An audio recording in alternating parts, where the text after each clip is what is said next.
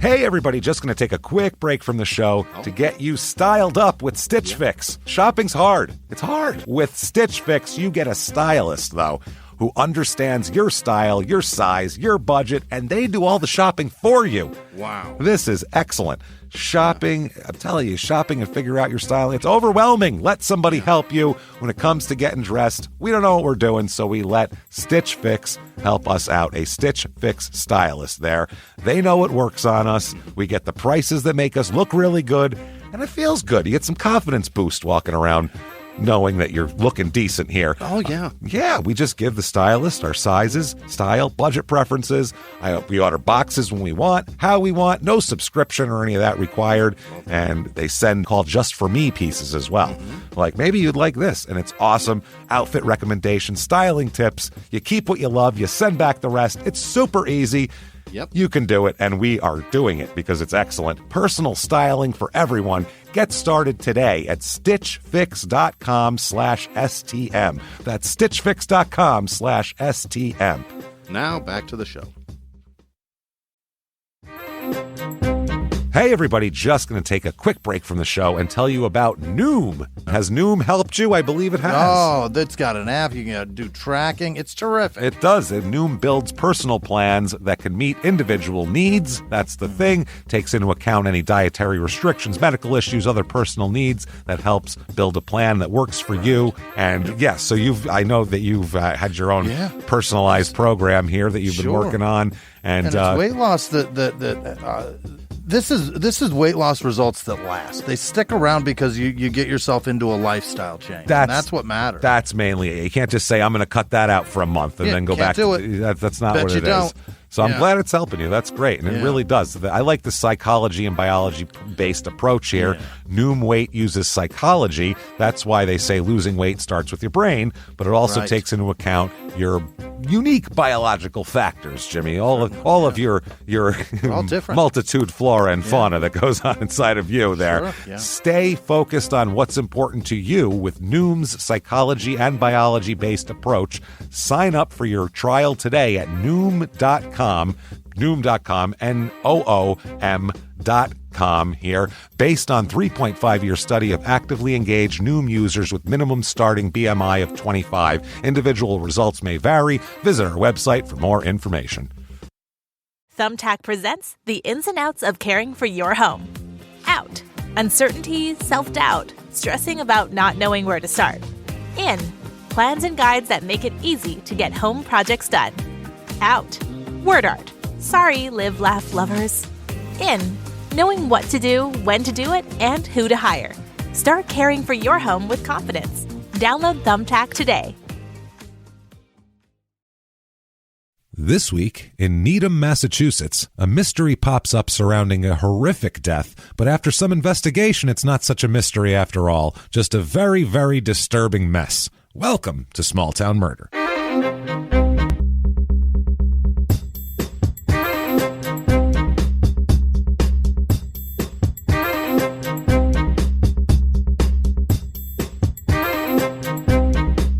Hello, everybody, and welcome back to Small Town Murder. Yay! Oh, yay, indeed, Jimmy. Yay, indeed. My name is James Pietragallo. I'm here with my co-host. I'm Jimmy Whisman. Thank you, folks, so much for joining us once and again. We cannot be more happy to be here with you. Boy. And if it's your first time joining us, welcome. You are in for a weird one as your first one. This one is, have to tell you off the top, very, very disturbing. Like we said in the opening, it's a disturbing one. So get yourself ready for that. Guard it up for a little bit of a baptism by fire. Some creepy stuff going on here. So watch out for that. But thank everybody, first of all, for this week. Everything you've done for us. Reviews mean a lot to us. If you haven't done it yet, Apple Podcast, that purple icon, please give us 5 stars. Helps, and we don't know why. Yeah, feels good. It feels good. Head over to shutupandgivememurder.com for everything crime and sports and small town murder related. You're going to want to get all your merchandise. You got to get the new Cheer Up Bitch Christmas sweater design. It's fantastic. Honestly, you just look at it. It's great on the merch. ShutUpAndGiveMeMurder.com. Wear that to your virtual parties. It's amazing. You're going to love that. And we have to tell you, too, want to announce it right now, that all of the shows for the first, the first 5 months or something of 2021 have been moved into the second half of the year, as we kind of all knew that was coming. It was kind of obvious. There's not going to be any 1,000-seat theater gatherings in January. I'm not going we can't help that. It's just the way it is. So that's all moved there. There'll be new dates announced, and everything will be up on the site. And I understand it's annoying, and it's been like multiple reschedules. Not up, it's the world. It's what it is. So, check up on that and get your tickets for shows whenever they are. So, check on all of that. What else? Patreon. Yes. Definitely Patreon. All sorts of stuff on Patreon. If you want bonus stuff, we got it for you. This week's episode that we did this last couple days ago on the Chris Watts mess and the American Murder documentary. What a disaster that guy is. And, we got in that pretty deep as far as the whole story and the documentary goes on Patreon, and every week we have all sorts of crazy, or every other week, all sorts of crazy Patreon stuff for you, and you get access to all the Crime and Sports Patreon, too. You can't beat it. Patreon.com/crime in sports. Patreon.com/crime in sports. Right. That's better. Okay. Anybody over the $5 level gets access to all of that, and Jimmy will butcher your name at the end of the show. Wonderful. Yeah. So you're going to get all of that, and if you just want to be a good person on PayPal, you can do that as well. Jimmy will still mispronounce your name just as badly. Don't worry. Anybody at PayPal, use our email address, crimeinsports@gmail.com. Thank you for everything. Quick disclaimer.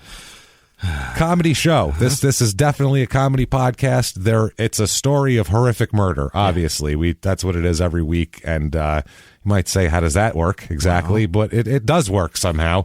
That's the thing, is the main reason why it works is because we go out of our way not to make fun of the victims or the victims' families. Yeah, why? Because we're assholes, but we're not scumbags. There it is. That's how it works. So that's kind of our whole theory of the show. If you are too. You can be an asshole. It's going to be great. But don't be a scumbag. Yeah. And there's plenty of stuff around sensitive things that are funny that aren't sensitive. They're just crazy. So there's a lot to make fun of there.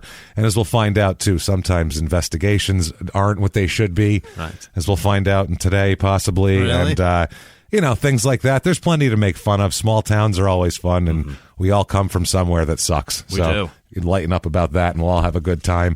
If that sounds good to everybody out there, I think it's time. I think it's time to clear the lungs. I think it's time to shout, "Shut up and give me murder!" Let's do this, Jimmy. All right. Let's go on a trip. Okay. Shall we? All right. Were we in Idaho, Indiana, We Iowa? were in Arizona last week. Oh, that's right. Yeah. So we went. Canyon. We've gone Florida, Arizona, and now we're going to go all the way back over to the Northeast now. So we're triangling this country. We hung out in the Midwest for a little while, and I figured we should really traverse. Ran down south a bit, too. Yeah, so we're going to traverse all around here. We're going to Massachusetts. Great. Needham, Mass. Needham. Which is spelled Needham. Yep. They need ham there. NEEDHAM, please. James will never be there. I need my ham.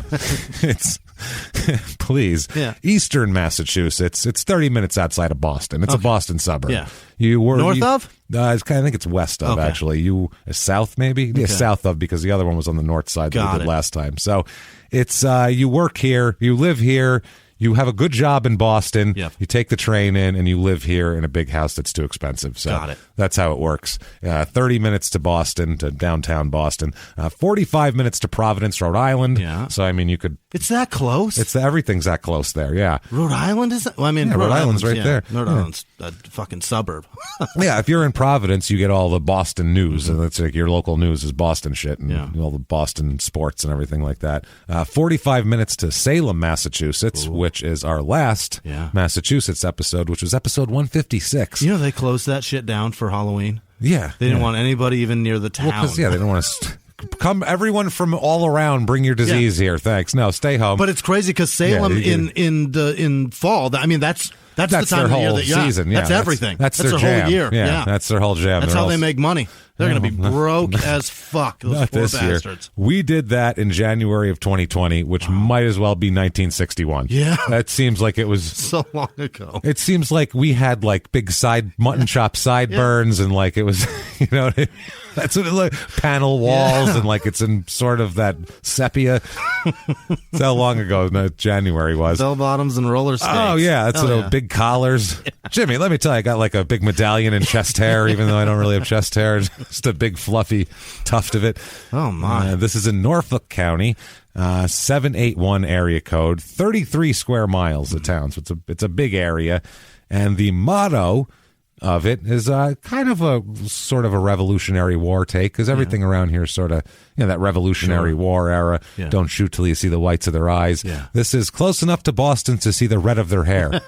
So it's a good motto. Sorry, Boston Irish people. To feel the hate of their racism.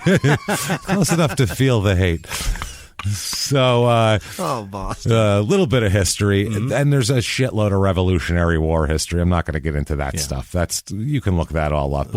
Well documented. More things that are specific to this town. And in 1865, William Carter established a knitting mill in Needham Heights that would eventually become a huge manufacturer and leading brand of children's apparel. Oh. You know, all those Carters shit that the babies wear. Oh, that's them? That's this guy. Wow. That's William Carter in 1860. Old Billy Carter in 1865 there. The Billy Carter who wasn't a fuck up here. He apparently did this. He made this, and the site of the mill currently houses an assisted living center. Okay. So it's not a mill anymore.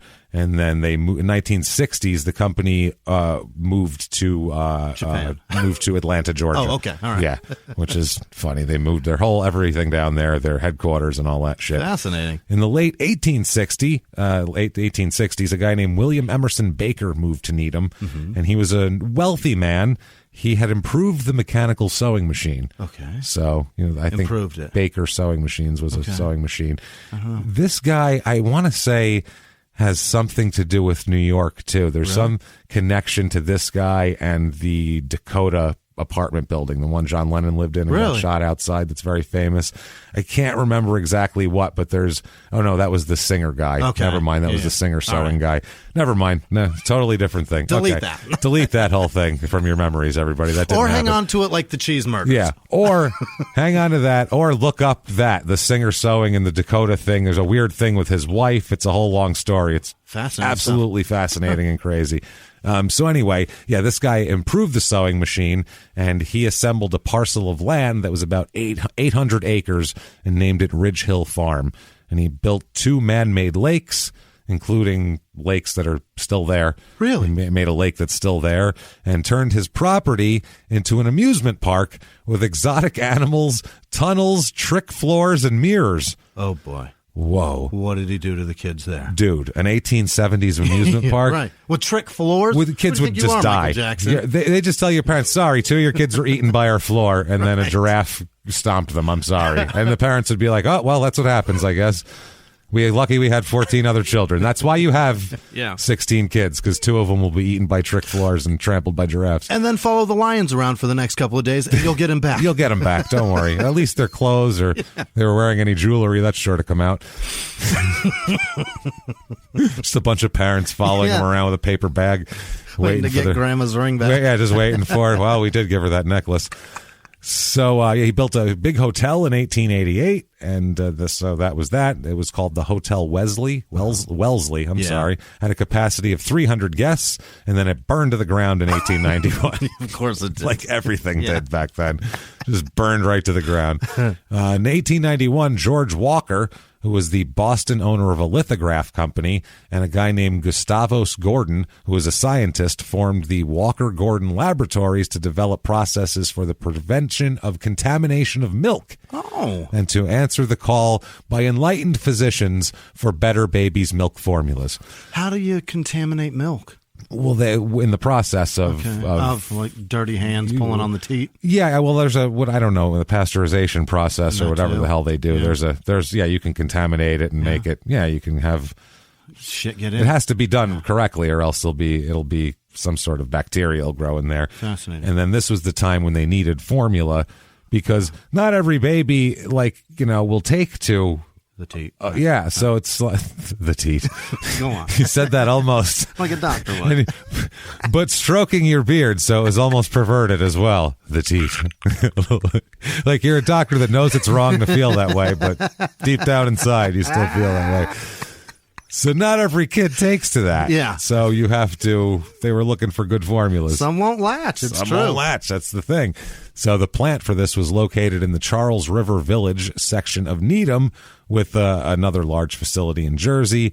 And the scientific dairy production facilities of the dairy farm were widely advertised and as a big modern advancement in the handling of milk products. Okay. They became like the standard of how you do milk. Got it. Anybody else was like had dirty milk after that. Okay. Like your shitty dirty milk. Pus-filled milk out of here. Yeah, keep your like crack milk out of here.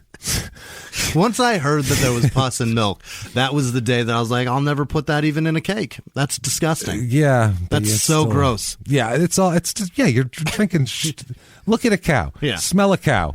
Do you want anything that comes from its body? No, she we'll has drain the milk out of it. Flies around her That's asshole. what I mean. And we'll just take it apart, eat every part of it, take the milk. We don't care. But like I said before, people eat goat cheese. Have you ever smelled a goat? It is the most horrific thing in the world. You would eat nothing that came from its body if you smelled one. God, I love them. They see what I mean? That's what I mean, but it's whatever. So in the 1930s, during the Depression, because there was factories here that were actually going, the population in this town grew by over 50% in the 30s because there was jobs here. Yeah. So people back then, I mean, we were at 30% unemployment for the country. And people, that's a problem. You went where jobs were, period. You didn't give a shit if you liked it there or not. Speaking of whether you liked it there or not, I have some reviews. All right. And most of them are positive. Yeah. That's the thing. Out of like 800-something reviews on this site, there was only a few that were negative. Mm-hmm. Most of them are very positive. But, of course, we'll talk to everybody. Okay. We'll find out. I found, here's a 2-star. Okay, 2-star. Quote, Needham is beautiful.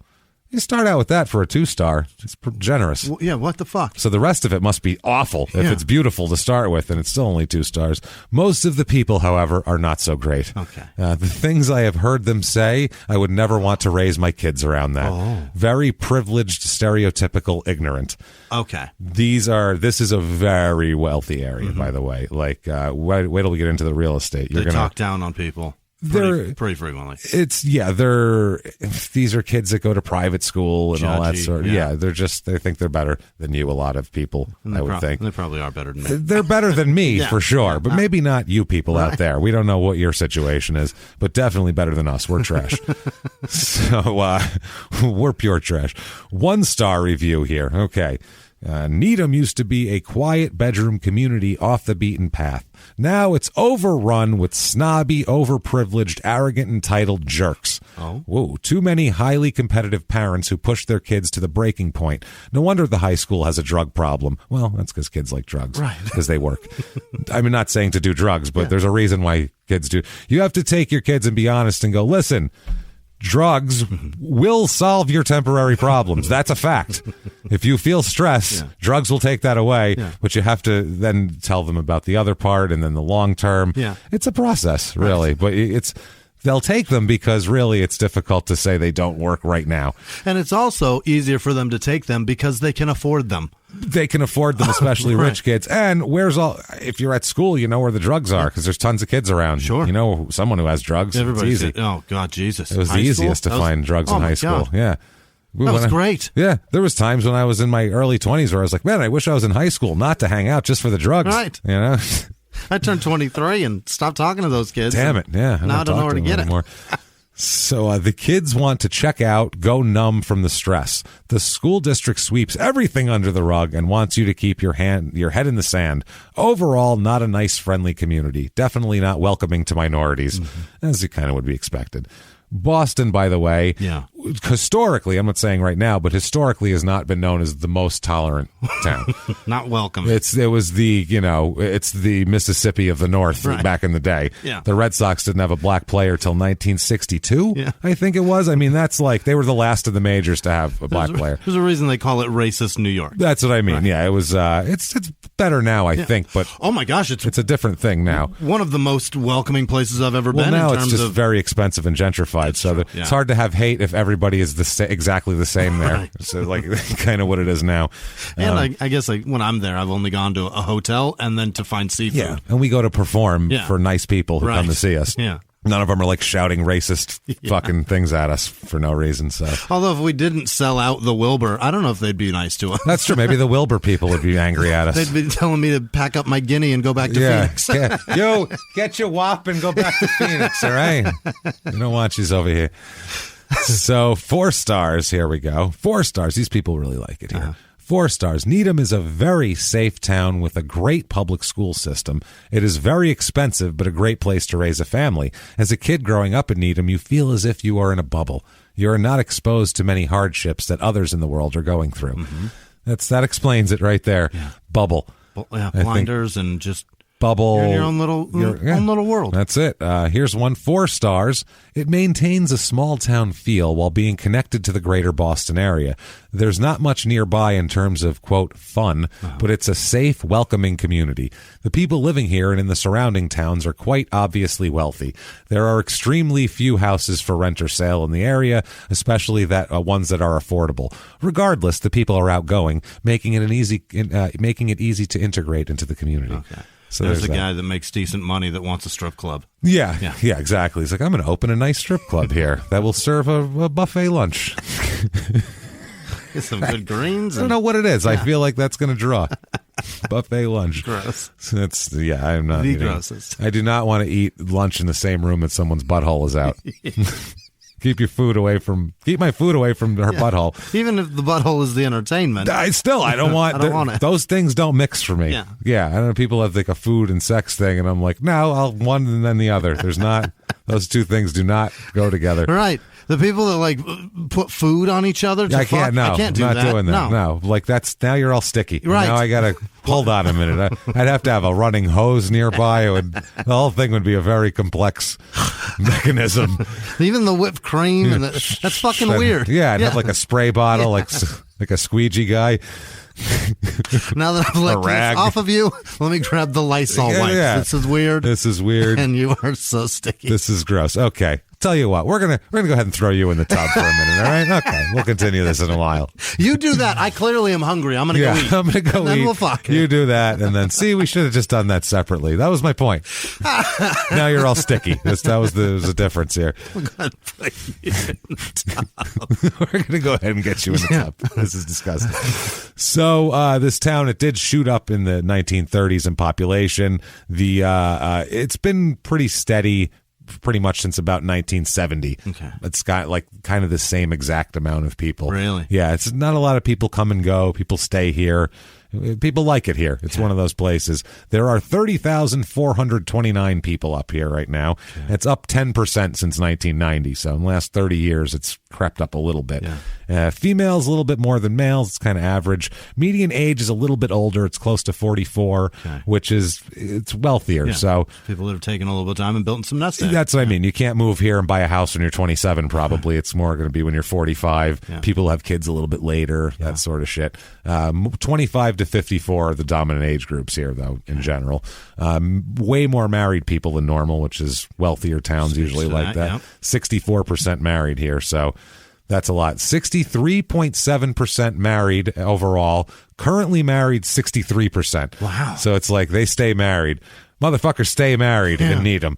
Not a lot of, even the divorce rate is low. It's like half the rest of the country's divorce rate. Is that a Catholic thing, you think? No, because the Northeast Catholics are like, that's sort of like, that's like, I like Disneyland. It's one of those things. Like it's Christmas and Easter and... Yeah, they're not real into it. We'll put it that way. Yeah. They're like, that's a funny rule. Hilarious. They don't...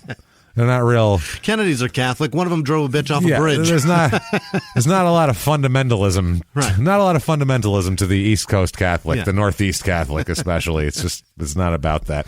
It's more of a cultural thing. Mm-hmm. So, yes, not a lot of single people with no children, none of that shit. It's pretty very, rich and... Stay together, family-oriented. Stay together because, we got a prenup and it's one of those deals. Or because we don't. Or our families make us stay together. Right. So it's race of this town, almost 85% white, 2% black, 8.2% Asian. Interesting. Which is more than the average, which is one of the few times we've had that in a town. Yeah. And didn't expect it in Massachusetts, of all places. But okay, that's cool. 2.7% Hispanic, which is way below the average. So Black and Hispanic, way, way, way under the national averages there. Religion, though, it's 65% religious, which is way over 50%. Mm-hmm. But, like we're going to see, 55% of those people, other people overall, are Catholic. So Catholics are, as we know, the Baptists of the North. Yeah. And it's very loose. Yeah. Like I said, these are rich people. You're not telling them... No fucking priest that makes no money is going to tell them what to do. Right. You know what I mean? These are Catholic people to the extent of they have a rosary tattoo somewhere. And they show up dressed up on holidays so they could say hi to their friends and neighbors and shit like that and their families and things. But they're not going to let this fucking guy who drives a Nissan Sentra tell them what to do. Exactly. Not happening. I have a $3 million house. What are you talking about? What I'm doing is clearly the right way. Yeah, that's what I mean. Otherwise, very low Presbyterian and a couple of Lutherans here and there. Not much. 3% Jewish. Yeah. 3%. Hava, Nagila, Hava, Nagila, Hava, Nagila. I don't know the words. Hey. That's the highest yet, isn't it? I think it might be 3%. Yeah, that's pretty great. Shit. Yeah, not bad. 0.7% Islam. We're not going to do politics. No, Let's keep that out of this. Not today. No, it's not. Unemployment rate here is low compared to the rest of the country. These are a lot of white-collar people. Okay. And the median household income in America is $57,652. Here, in this town, $141,690. Holy median household income. Wow. Money. That's they're doing great. Yeah, this is it's 3 times the white collar jobs as normal in their job thing. It's close to Boston. These are educated. Yeah, you know, Boston is kind of one of the more college heavy cities. Obviously, MIT and Harvard, and it's a pretty smart town. Right. Yeah. It's a smart town when it comes to shit like that. So white collar type of things and technical things, and that's where they are. Cost of living in this town, oh boy, 100 is regular average. Yeah. Here it is 202. So twice the average. Twice, but that's nothing because everything else, you know, healthcare, groceries, all that's normal. Yeah. The expensive thing is housing. Yeah. Housing is a 404 out of 100. That's the highest ever. That's the highest. Median home cost, Jimmy. Oh, my God. Hold on to your balls here, big guy. $933,100. Median. Holy shit. Median. $1 million houses. That's just your average house. Median. Fucking $1 million. 10% of the houses are under $500,000 here. 10% are worth that. It is just, it's an old money, wealthy town. And if you can afford it, we have for you. Good for you. The Needham, Massachusetts Real Estate Report.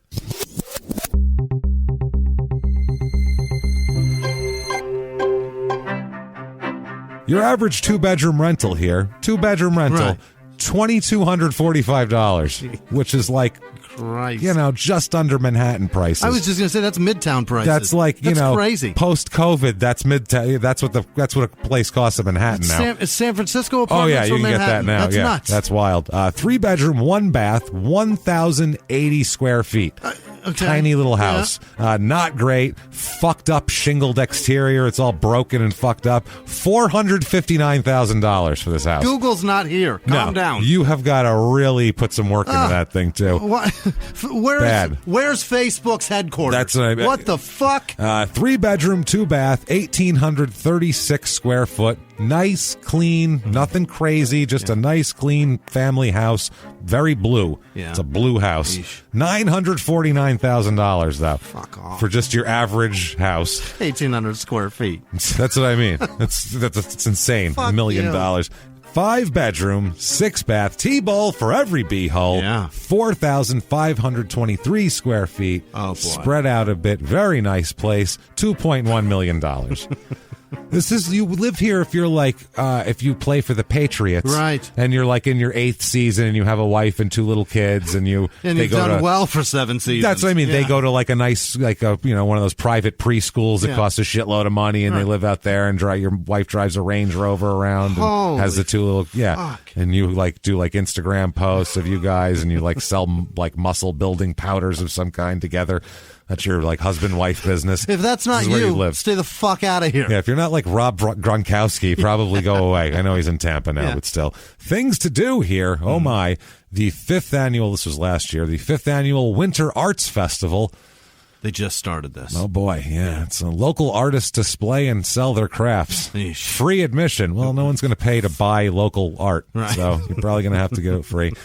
I mean, not to be insulting, but you got to draw people in there. And also, if you're doing art and you want to make money at it, you got to set a price, and free ain't the price. That's the thing. You're devaluing other people's shit, you fucking jerks. What do you feel about it? Right. Whatever you feel is right is not the price. No. Although you got to have some pride. And what do? We do give you a free show and say if you'd like to donate on Patreon, go ahead. Patreon.com/crime and sports. So, what a hypocrite I am. But we give bonus content. They don't go, here's a bonus art. Yeah.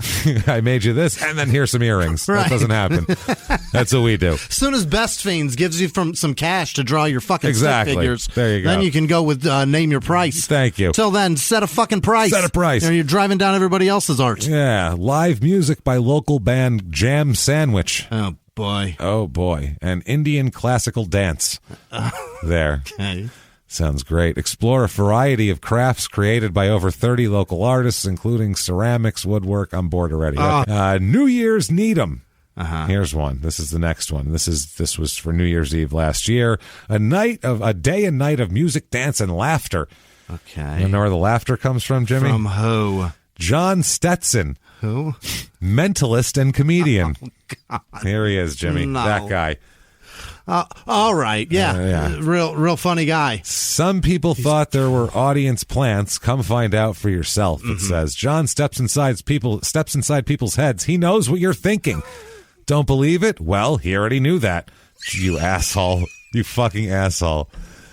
John has performed for 3 U.S. presidents, the King of Sweden, the royal family of Monaco, and has appeared on several major television networks. I never would say this, but I wish he would perform for like Kim Jong-un so he'd have him executed, because I fucking hate hypnotist, mental. Not if you do that, but if you're a comedian mentaler, comedian hypnotist, you can go fuck yourself. I hate that shit so much. He's done great because he has a mouthful of veneers. Mouthful of fucking veneers, suit and tie, full of shit. That's bullshit too. The suit and tie and like fucking. Fuck out of here. You look like you're selling me a fake product, you fucking jerk. Yeah, it looks like he's trying to sell me some sort of like a pillow, a fluffier pillow, or some sort of like better hearing aid. You know what I mean? Like, I'm not sure which. Fucking jerk. Baptist church music, the Jazz Punishers. Oh, my. Gonna punish you with jazz. Yeah, take that. Isn't all of it punishment, really? Well, this band they are. You should see them. They're going to punish you hard. Okay. What is this? The 11-piece band Soul City. Okay. It's got that. I see some saxophones in there. The Tom Newtile Big Band. Yeah. There's that. And then Seth Glyer, who's a singer-songwriter. He's Grammy nominated. Okay. I don't know for what. He didn't win. Some sort of folk shit maybe. He's like by himself with an acoustic guitar, so I'm assuming a folk category possibly. Where he was like beaten by Steve Martin on a banjo. With a fake arrow through his head. It's like, God damn it. How did I do it? How did I lose again? All I do is my whole life is my life and soul. He's like, I'm going to fuck around on a banjo. and be better than most people Cocksucker. Crime rate in this town, what we're worried about here, property crime is less than half the national average. Very, very, they don't steal shit We don't here. need your shit. We got our own shit. Exactly. Got our own shit. Don't need yours. Violent crime, murder, rape, robbery, and, of course, assault. The Mount Rushmore of crime, about 1/3 the national average. Mad safe. Really safe. Yeah. That's an extremely, extremely safe. I mean, it is one of these towns where if you call the cops, they're there in 30 seconds. You don't even need a phone. You can just yell out the window and someone will show up because it's just like, we're just waiting for you. Yeah. You know, I'm sure the taxes are ridiculous, high for this level of everything. But safety. That said, let's talk about a brutal, horrible murder. Hey, everybody, just going to take a quick break from the show to tell you about the safest sponsor ever, Simply Safe. Absolutely, these people will keep you safe. It's amazing. You know that every 26 seconds a burglary takes place in the United States, according to the FBI. That means that by the time this podcast is over, dozens and dozens of homes will have been targeted, ransacked. God knows what happens here. So protect your home before it's too late with Simply Safe proactive security system. Simply Safe helps stop threats before they even have a chance to break in. Named Best Home Security System by U.S. News and World Report 5 years in a row. And by us for about the last 8 years as well. If you trust us, believe me, you want Simply Safe. So visit simplysafe.com/small to claim 50% off a new system with professional monitoring plan and your first month free. That's simplysafe.com/small. There's no safe like Simply Safe. Now back to the show. This show, Small Town Murder, is brought to you by BetterHelp. Get yourself some therapy, everybody. Honestly, here. We often hear about, red flags that you should avoid. Hey, that's a lot of a thing. It's become a real phrase now, real cliche. Yeah. But why don't you focus also, you look at like green flags in friends and partners. Look for good things as well. Right. And maybe you're not sure what that looks like, though. Therapy can help you figure that out. What are positive things? What are the green flags? And then you can practice them in your relationship. It's absolutely a fact. And so, honestly, we absolutely are huge advocates for this. It really, really helps. BetterHelp is fully online, making therapy affordable. It's convenient. They serve over 5 million people worldwide. You can access a diverse network of more than 30,000 credentialed therapists, wide ranges of specialties there. Here's the coolest part. You're not getting along with your therapist, you're just not feeling it, you can switch at any time, no extra charge. Wow. The thing is, they want you to get help. That's it. And you can do it with BetterHelp. Discover your relationship green flags with BetterHelp. Visit BetterHelp.com/smalltownmurder today to get 10% off your first month. That's BetterHelp, HELP.com/smalltownmurder. Now back to the show. Murder. We have that they choose to forget that about. They choose to forget all about. And Jimmy, this murder, when I tell you this story, you're the only person I'm telling. When we tell you, everyone out there collectively, this story, you're going to say, number one, how have I never heard this fucking story before? Yeah. How have I never heard of this person? Yeah. What else has this person done? Is his DNA constantly pulsing through databases like every day? Because it should be, what the fuck is going on in this world? Okay, just to brace yourselves for this. Okay, you've never heard this. They probably tried to shout it to us, but we couldn't hear it over all the fucking jazz in this town. Possibly it was that we were being punished with it. That's why it was a punishing amount of jazz. And then they were, but the mentalist should have been able to know what we were thinking. Yeah, why didn't you know, Mr. Mentalist Man? He says it knows what you're thinking. Right. You don't believe him? He already knew that. Well, I don't believe you. You should know who killed who.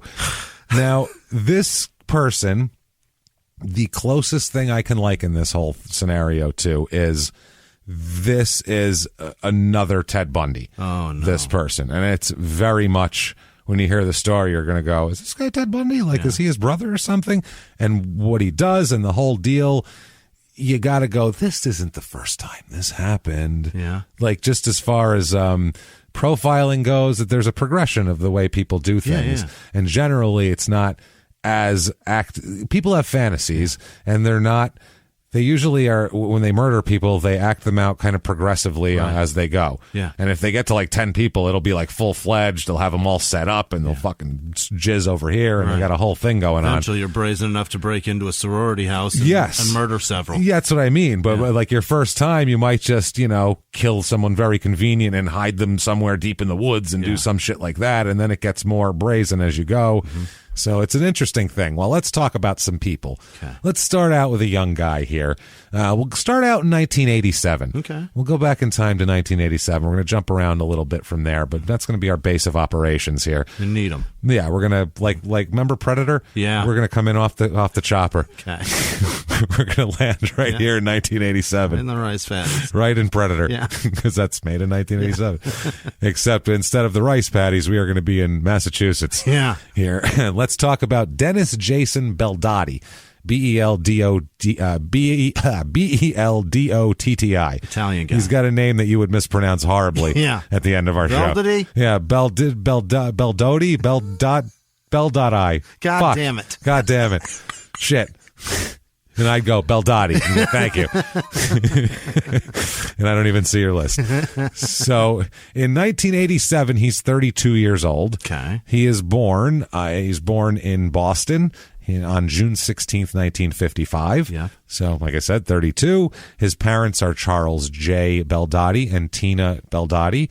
Yeah. His father is like a science guy. Oh. Like his father has a science degree from college and things like that. His family is kind of an educated family. They're smart people. Uh-huh. So it's not, there's no trashiness going on here as far as, our last few stories, they're living in a fucking travel trailer last time with floors rotting out and cat shit everywhere. Eesh. None of this. This is a very Beldotti, the science guy. Yeah, this is a different thing. Everybody's very on the up and up here and very, school orientated and very much into education. So much so that Dennis Beldotti, he earns a Bachelor of Science from Boston University in 1977. Beautiful. So Boston University is a good school too. Yeah. So BU's great. That's fantastic, which also means his parents shelled out a few bucks for that. Right, that's expensive. So they do well as well. You can see what I mean, how this town operates. He also goes to Framingham State College as well. In 1978, he earns a degree from there as well. Okay. I don't know if it's probably a specialty, some kind of specialty. It sounds like it's probably got a special technical thing. He's into computers. Oh. So in the late 70s, people who were into computers, that was a very specialized thing. Very niche. So there wasn't a program in every school for that. It just wasn't. Schools had one, and it was the size of their library. That's what I mean. Right. Any kind of computer was so expensive to do that sort of thing, and they would be. It was all so experimental back then, and this is like when people figured out how to start like hacking and shit like that. So. This is Wild West of computer time, so there might have been some computer program at Framingham State College that was specific that he wanted to get with that they didn't have somewhere else. Okay. So that's why he was there. He has interests. Oh boy. He's into skiing, fishing. He likes tennis. Yeah. Shit like that. He likes going to auto races. Yep. As well. He's well, that's fascinating. Yeah, it's interesting. Rich douchebag stuff, and then also not like dirt track though. Right. Yeah. Oh, okay. Yeah, nothing not like NASCAR, that. Like I don't think it's like NASCAR. Le Mans.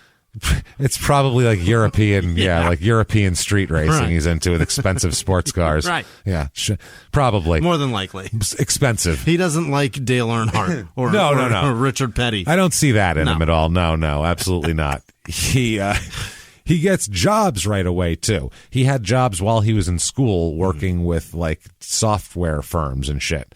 Okay. Because back then, too, there was not a lot of people that knew how to program anything. Just wasn't a lot of people that existed. So if you were in school, you'd also have a job on the side. They'd be recruiting anybody who knew how to program to workplaces because they were just looking for people constantly, especially people to work on security, and they were building infrastructures. This is when companies would start to late 70s is when they were building their computer systems. They did everything on paper before that. Awesome. And they'd say, oh shit, we need to convert everything to computer, and they'd have to hire on a firm, a consulting firm to come in and for a giant fee, they'd set him up some giant bullshit. And that's what this guy did as a kid. So he was an analyst with Soft Tech Incorporated in Waltham, Massachusetts from 76 to 79. He was also a software engineer for Soft Tech as well during that same period. So he was doing multiple things. This is while he was, going to school, getting specialized degrees. He was a systems engineer for IBM. Oh. Which is, pretty good. I mean, that's where my dad worked there for a long time. Systems engineer. Yeah, the systems engineer for IBM in Sudbury in 78 and 79. Okay. So he's doing very well for himself. Sure. Also, then worked for Honeywell after that in 79 and 80. After he went from IBM, they recruit. So, I mean, I'm sure Honeywell recruited him away from IBM. Yeah. That's what they would do. So he always made very good money. Yeah. These guys made a shitload of money. And if you're making great money and you leave and go somewhere else, it's because you're going to make more. Yeah, because they recruited you for their thing, so that you got to pay somebody to leave. That's kind of what's going on here. And he's in demand, and he's on the cutting edge of a new thing. Mm-hmm. So I mean, it's just a lot of money for him. So he's doing so well in 1982. He's in the Boston Globe, the major newspaper of Boston. And here's the article. It is titled, "Fashionable Men of Boston Hop to Playboy's Photo Call." Okay. And here he is right there. Oh, that's him, huh? I'll show you. There's his picture. Look at him. And that's a fashionable hell of a suit. Like, he's got the pinstripe. I mean, he is Mr. like 1980. And he's flocking to Playboy? Suit man. There he is, looking very dapper. Yeah. Well, Playboy apparently has a thing going on. They advertised suggesting any Boston male who thought himself well-dressed might possibly want to call the Meridian Hotel to talk to Playboy magazine photographers about the possibility of appearing in a future issue of the new Playboy fashion guide. I think I read that same ad on Craigslist. Yes, exactly. This would now get you like jerked off on, by a Turkish man who's just waiting there with his underwear on. And then chopped up in a La Quinta bathroom toilet. Well, probably. I mean, whatever they pay extra for is between the two of you, honestly. But I mean, he's at least going to jerk off on you. Fascinating. So yeah, this is a Playboy, the well-dressed men of certain cities is what they were doing. The response there, it says, for free $100 bills, call this number. And that was so 70s. That's hilarious. So they did one called The Men of Dallas in the spring-summer issue of 80. And that this is from the article, Boston Globe, included, quote, 8 super hunks, complete with Texas Spurs and Stetsons, and appeared in color centerfolds, as it were, but with clothes on. Yeah. Because it's not, play girl. Right, because it's a magazine for dudes, and when we read that, I don't want to see you and your schlong out. That's you and your Boston If you're dick. going, I'd love to see what suits are good if you're like some like fucking lawyer or something, Playboy. You're sitting there, you're like, oh God, I don't want to, can you pull your zipper up so I can get a good look at that suit? Jesus Christ, pal. I came here for Miss September, and I got George from Boston. Jesus, Chief, calm down. My. So Dennis Beldotti, though, is in this article. Wow. As he's the picture. There's only a picture of one guy in the article, and it's him.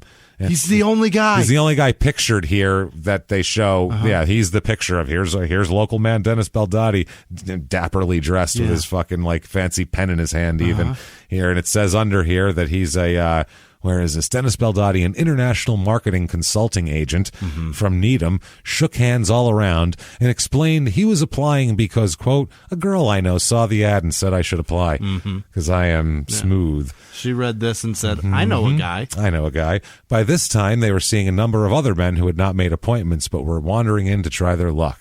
And Dennis, I guess he made like a final round of whatever. I don't think he made the final cut, but he got pretty close. Good for him. He made the final round. So he's very charming. Yeah. Women like him. He likes hanging around schools and shit like that, like going to school. And also, he's not a nerd, but he's into nerdy shit, but he's not a nerd. And he does social shit. Of that time. He does social shit. Likes to talk to the ladies. Yeah. Also, as we start a Ted Bundy parallel, he is very, and this is completely non-political, just a parallel to Bundy. He's very much into Republican politics as well, like as a kind of junior Republican type of deal, just like Ted Bundy was into that sort of thing. So he's got just a similar vibe. And when you see him in this suit, you go, it's the same fucking thing you saw. Yeah, it's the same deal. So. He's an international marketing analyst for Prime Computer in Natick, Massachusetts from 1980 to 1986. So that's when he's international marketing analyst. Not an ugly man either. Fairly handsome. Handsome, well-dressed, intelligent. Lots of hair. Lots of hair, good sense of humor. Everybody says he's got a lot going for him, this guy. Women like him a lot. He's always known to have many beautiful women on his arm, that sort of thing. Like so well known that when they see that Playboy's looking for a certain type, they think that's of a him. positive thing. They go, I know that guy. His name's Dennis. His name is Dennis, and you're gonna love him. So that's the type of cat he is. So, and he also he does on the side. He does photography as well. Which, for some reason, and we all need photographers, and we know photographers that are nice people great people. for some reason, there is definitely a higher percentage of creeps that are into photography. Yeah. I don't know. Not that all of them are at all, because we know ones that aren't. But it's because they got a fucking... There's some creep factor to it of, I don't know what. The reliving of a fantasy requires a visual memory. Yeah. And usually to do that, you got to have a picture of it. Yeah, but there's something about someone who just like, I'm going to take this and put it in a dark room. Right. You know what I mean? Like about guys who like physically develop their own pictures and shit. Like, just there's some, I don't know what it is. It's a creepy thing. Anybody that I ever knew that worked at a photo booth back then when that was a thing, fucking weirdos. Fucking creepy. Super weird. And then like from like the 90s, you got the Robin Williams movie where he was a creep. Right. Crazy Joe Davola with fucking the pictures of Elaine developing all those on Seinfeld. The guy from fucking American Beauty. There you go. There's another creep. Oh, lots of creepy. Everybody that fucks with photos is a creep. I don't know why it is. Sorry. Not that everybody that fucks with photos is a creep, but every creep fucks with photos. Every creep fucks with photos. Yeah, it's you got it right there. And it's the guys too. Really, you don't see creepy women doing that. Girls that do it they have shit all over their house. You know what I mean? Like pictures that they took, and you're like, oh, that's really nice. You're like, oh, I took that in Arizona. Well, yeah, it's like a flower, not a dismembered head. No, like, right. It's a picture of a desert blossom. A guy would be like, I don't know, something about when you cut a tit off. Right. It's just beautiful. You know, like some weird, crazy, creepy shit like that. So, 1986, he starts his own computer firm. Mm-hmm. So when he branches away from Prime Computer, and he says, I'm going to start my own consulting firm. Okay. And he makes good money here, too, doing this. He is actually, he's named on the Who's Who list by Marquee Magazine. I don't know what that is, but it's some magazine that dealt with Boston. He's a who's who. He's one of the who's who as a noteworthy computer company executive in 1987. So we're talking about 32 years old. That's what I'm saying. Like you're going, this is wonderful. Wait till I tell you something else he does. You're gonna like this guy. Okay, president of SS. It's S Select Corporation. Here, that's his computer corporation. And it's August 25th, 1986. I found the corporate registry for it. Yeah. So that's exactly when it was filed for. That's when he started it. His company is the SS? It's the S Select Corporation. No. And it's capital S Select. And it's not S space Select. It's S. It's like an SS. S Select. Yeah. Oh my! It's SS Elect is what it is. It's like so Nazi computers. Right. This is terrible. I don't think he meant that, but it doesn't look right. You know what I'm saying? His website today would be ss.com. It'd be SS, sselect.com. That would be terrible. That's awful. Yeah. That's so bad. sselect.com is not good. Yeah, no, that's bad. So SS Elect, which is the new Freakafark.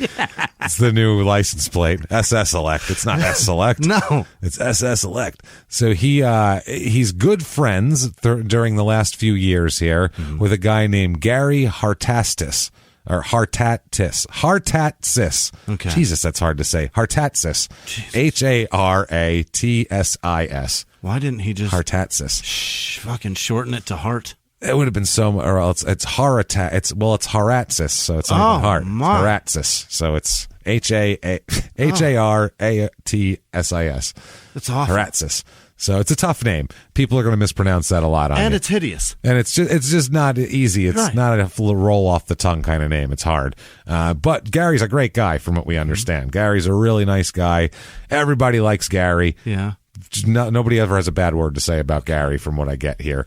Now, Dennis, he starts the company, and for the first few months, he's just doing everything on his own. Mm-hmm. And then he needs an employee after a while. Right. He needs another programmer, somebody to do kind of clerical stuff too and keep him organized. And it's getting hard. Yeah, he's the president. He needs a vice president is the way he puts it. But so he finds the perfect person in Gary's wife. Gary is married to a young woman who's 22 years old, Eugenia Conti Haratsis. She goes by Gina. Okay. She is really tiny, 5 foot tall, 100 pounds. Okay. So here she is right here. Yep. Oh, look at her. Super pretty girl, too. Gina. Very pretty. Yeah. Very, objectively, anybody would see her and go, oh, what a pretty girl. You know what I mean? She's just pretty young lady there. To sound like an old newscaster. Very pretty young lady. I don't want to sexualize a fucking person from 30 years ago, but it's, whatever. So nice looking lady. She's anyway, adorable. She's married to Gary. She's originally from Framingham, so she should be able to take care of herself at least anyway. Yeah. Some tough broads over there in Framingham. But she lives in Sudbury with Gary. And nice young married couple. Happy. They don't have any kids yet, but, they're maybe someday sort of thing, so you never know. She is Dennis's assistant and the company VP. All around second in command. Mm-hmm. Keeps the place rolling while Dennis kind of tries to drum up business and does his thing, and it helps. It helps his business. It becomes more successful. Starts to get a little weird after a while. Uh-oh. Some people that Dennis knows will say that Dennis started telling them that he and Gina were actually hooking up. They didn't know if it was true. Nobody ever saw any proof of it, and everybody said that her and Gary seem to be very happy together. Like they were just married recently. They're not like, oh, Dennis, you're a dick. Shut up. It's not like they've been married for 20 years and you're like, maybe the spark is gone or something. They have an agreement. Like, they're newlyweds. Everybody said they're very much into each other, so they thought it was odd, but who knows? It's the 80s, and who the hell knows? People have some free fucking but if you're gonna do maybe. it, who knows? Shut your goddamn mouth. But no, he said, he's no bragging. He said they thought it was weird too, because they're like, she and Gary seem very happy, and Dennis and Gary are best friends. So this is just a really weird affair for him to have, if that's true. So much so that they didn't really believe it. Okay. They thought maybe that Gary was just kind of talking because he had a pretty young girl around and he didn't want people to think he wasn't banging her. You know what I mean? Dennis did. I'm sorry. Yeah. Dennis had a pretty young girl around. He didn't want people to think, Dennis can't close the deal over there. You know? You can't. Hey, what the fuck, man? Thought you were Mr. Playboy. Fucking, what's wrong with you? That's how kind of people started taking it. It was like, whatever. Why is that with money and power, it's got to come with, like, I can fuck anything I want to? What is that? I don't know. That is fucking absurd. It's all ego. It's all your ego swells evenly, I feel like. Any part of it that's inflated, it brings other, it's like the rising tide floats all boats. Yeah. The rising ego floats all fucking weirdness. It floats all of your disgusting grossness. Maybe have some, you're right. It's ego, because rising ego floats all cocks. As a guy that hates himself, like if I was rich, I don't want that to come with any woman will fuck. I don't want that. No, not at all. And I don't want people to be like, why are you so rich and powerful if you can't fuck everything? Because our ego sucks. So we would assume that someone only liked us for our money. Yeah. Whereas rich guys with big egos assume that the money doesn't matter. Yeah. Seriously. Yeah. You'll find these guys. Right. You ever watch that Below Deck show where they're on the yachts? No. It's so fascinating to watch people on a fucking yacht, because they're just so. They think like the people there, they're almost like if you're out in the ocean, you don't exist anymore. Yeah. And the people that are serving you are like robot people whose memories will be wiped at the end of the trip. So you can act like fucking animals. Yeah. When we get off this boat, Will Smith's going to flashy thing us all. Yeah. And and it's constantly, you see like 53-year-old guys with like a big gut and a hairy back, and they're bald, and their personalities are fucking repulsive. International water laws. Yeah. No, but they're not funny. They're not like charming. They're not really nice, but they're real fucking rich. That's what it is. And they have like 23-year-old women with them who don't talk to them at all. Right. And the guys literally don't think it's because of the money. They think that they're like handsome or they're charming, or that's what it is. Right. I could live in a trailer and pull this broad down. It's not that we're on a 150-foot, $40 million yacht. Yeah. It's my dick. It's me and this fat belly that this dick hides under. That would be like the 22-year-old woman thinking, I'm sure I'm only here because of my personality. Right. I'm really funny, and that's why I'm here. Like, everyone should know why you're here. Yeah. You're here because you're hot. You're here because you're gross and rich. Those are the two fucking reasons why we're all gathered. You're here because the hot guy she's into can't even afford his Civic. That's why she's here. But when you get back on land, she will bang him again. Oh, for sure. Because she really likes him. It's true, though. Yeah. Everybody should know what they're just have some be honest with self-awareness. Just be honest with yourself. Look in the mirror and go, that's what you are. Yes, exactly. Go say, she's married, she's happy, not me. Leave her alone. He goes on to tell people that that she and her husband Gary were having marital problems at that point, and telling people that they had been together and shit like that, and that they've been having an ongoing sexual affair while she's at work with him and all this type of shit. He runs his business, by the way, out of his parents' home that he lives in. It's a big home. Yeah. I'll show you the picture of it. And he takes, he has the whole upstairs. It's like whatever. He's got a wing, and he runs the business out of there. Okay. So in October of 1987, Dennis, participates with the U.S. government, with a U.S. postal inspector named John G. Dunn, in taking down a Copenhagen-based child pornography ring. Oh. So he participates in this sting operation to get this guy arrested with the postmaster here. So awesome. It's kind of cool. Or a postal inspector, one of the top postal inspectors. Federal authorities enlist him to fly to Copenhagen as part of this big sting operation. There's this giant, Danish producer of kiddie porn. Yuck. Fucking grossest people in the world, obviously. Yeah. Not Danish. He's Danish, this guy. I'm saying not the Danish being grossest people. Yeah. It's the child You fucking Danish. Like we have any opinion on the Danes.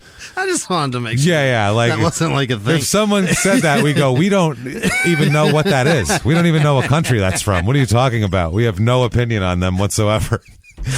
Quick, Jimmy, what country Danish people come from? I don't know. Exactly. Great glazed pastries. That's exactly right. Daneland? No. That's what I'm saying. No. We have no opinion on the Danes. Copenhagen. There you go. That's I just said that. Yeah. I said that. You got it. Yeah. So that's fucking amazing. That's how I pulled it out. That's perfect. So unbelievable. This is October 87, so the business has been open for about a year. So they send Baldati over to Denmark to purchase child pornography tapes from Jorgen Jensen, or Jorgen Jensen, we'll call him. I'm sure it's Jorgen Jensen. Yeah. So Jorgen Jensen is his name, which sounds like a made-up Danish guy, doesn't it? I don't know, Jorgen Borgen Jensen. I don't fucking know what his name is. Him and the Swedish chef and everybody else. I don't know. Incredible. So it basically flies him there to have him make these purchases and also kind of get in with this guy because he's a smooth talker and tell him that he's got more customers back in the States that would really love to hook up with him, get a bunch of these tapes, and to be able to broker that deal. So then that deal will be made by a federal agent who will then go there, make the deal themselves, and have the in and bust this guy. Gross. That's the fucking plan here. Good for him. Absolutely gross, but yeah, people like this need to be hero work. Yeah, this is crazy shit. Need to be taken down. So he does that. The second purchaser will be Dunn, the postal inspector himself, who ultimately does all this shit. Jensen ends up being arrested. In the months before all this undercover sting operation, it will lead to basically busting Jensen for smuggling 280 hours of child pornography tapes into the country. That's what it ends up being to Baldati, and then there's more here for the postal inspector.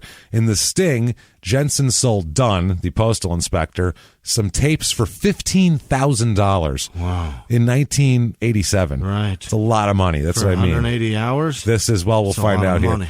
Believing that this guy was, Jensen thought that Dunn was a U.S. distributor. Got it. He thought he was like Blockbuster kiddie porn U.S. version. Literally, he thought he was like, oh, you're going to put it out on the streets. Good for you. You know, what's your distribution plan? Right. You got posters? Get out fucking there. disgusting. Paramount Pictures. This is the grossest shit in the world. These people are hideous.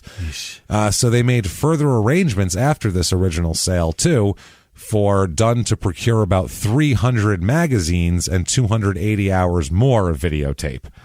So we're talking mondo amounts of this shit.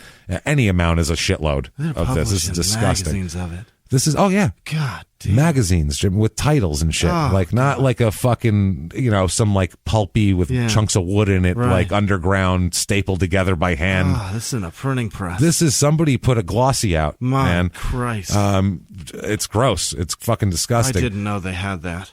No, it's gross, man. Boy. So Jensen agreed after the first sale. He's very comfortable now because he's made a sale to Beldotti and then he made a sale to Dunn. And so he's comfortable with the whole arrangement. Jensen agrees to fly to Boston to seal the last deal with Dunn. Yeah. Where at that point, obviously, federal agents are going to get him there. Yeah, I would say so. I would hope so. And they fucking do here. They get, it's U.S. Attorney Susan Villa said it was, quote, the largest case in terms of quantity of videos in the history of U.S. child pornography cases at the time.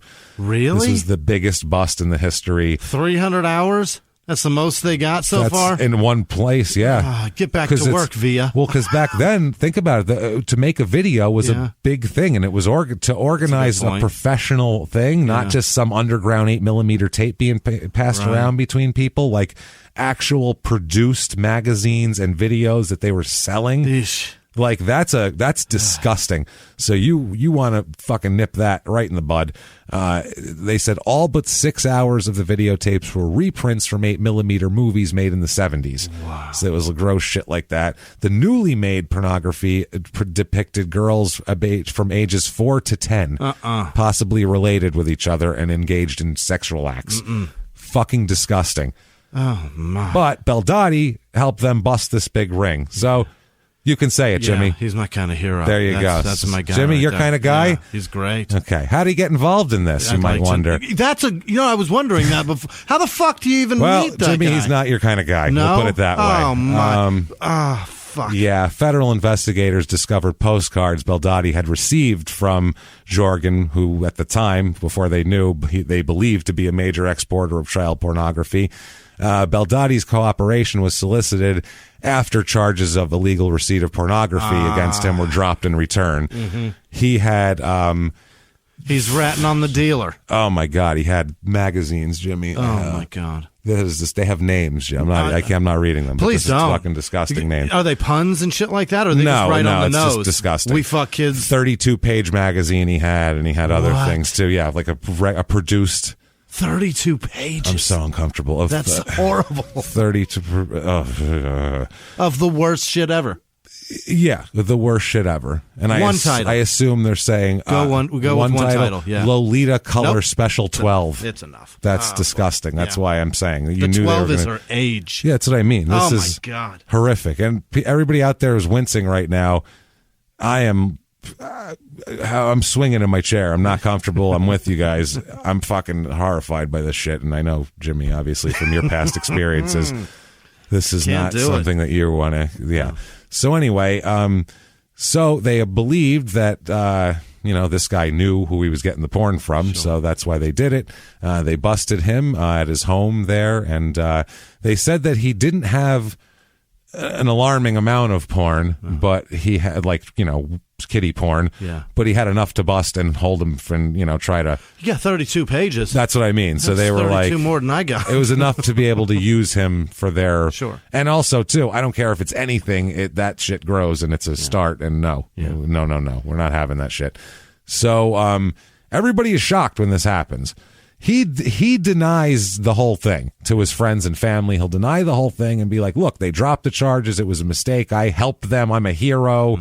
This is crazy. And they believe it because he's known as like this handsome playboy guy. Sure. They're like, yeah, he likes adult women. He's always got a bunch of adult women. He's got a nice suit on and he's, women like him. And this makes no sense. Like this is some crazy FBI government bullshit setup is what this is. That's what everybody was saying, literally. That is just blindness. Yeah. That's shocking. It's just knowing. If you told me I heard that you got a 32-page magazine at home and were arrested for it, and then I say, no, James, I didn't have it. They dropped the charges, obviously. I didn't have it. I helped him get the big guy. He had all kinds of shit. You'd be like, how the fuck do you know where to get to him? Yeah, exactly. That's what they should have said. He said that they just, they made him make the contact because he's a good talker. He's an international marketing guy. Yeah. He knows how to market to everybody from your highest level corporate executives at IBM or Honeywell all the way to kiddie porn manufacturers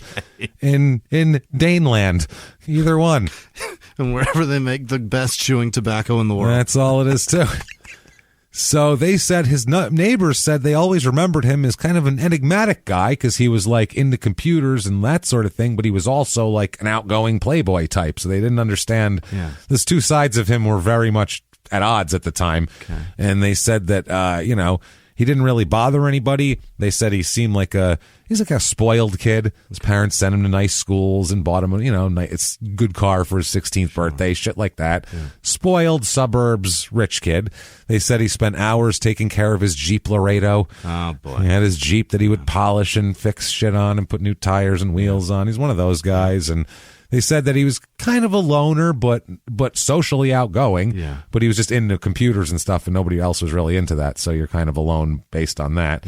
But they said he always wanted to be like a big shot. He always wanted to start a company, and he always wanted to be successful. And he at a young age he had suits on, and he was doing that sort of thing. And Alex P. Keaton type, that Family Ties. Briefcase to school. Ted Bundy type, that sort of thing. So.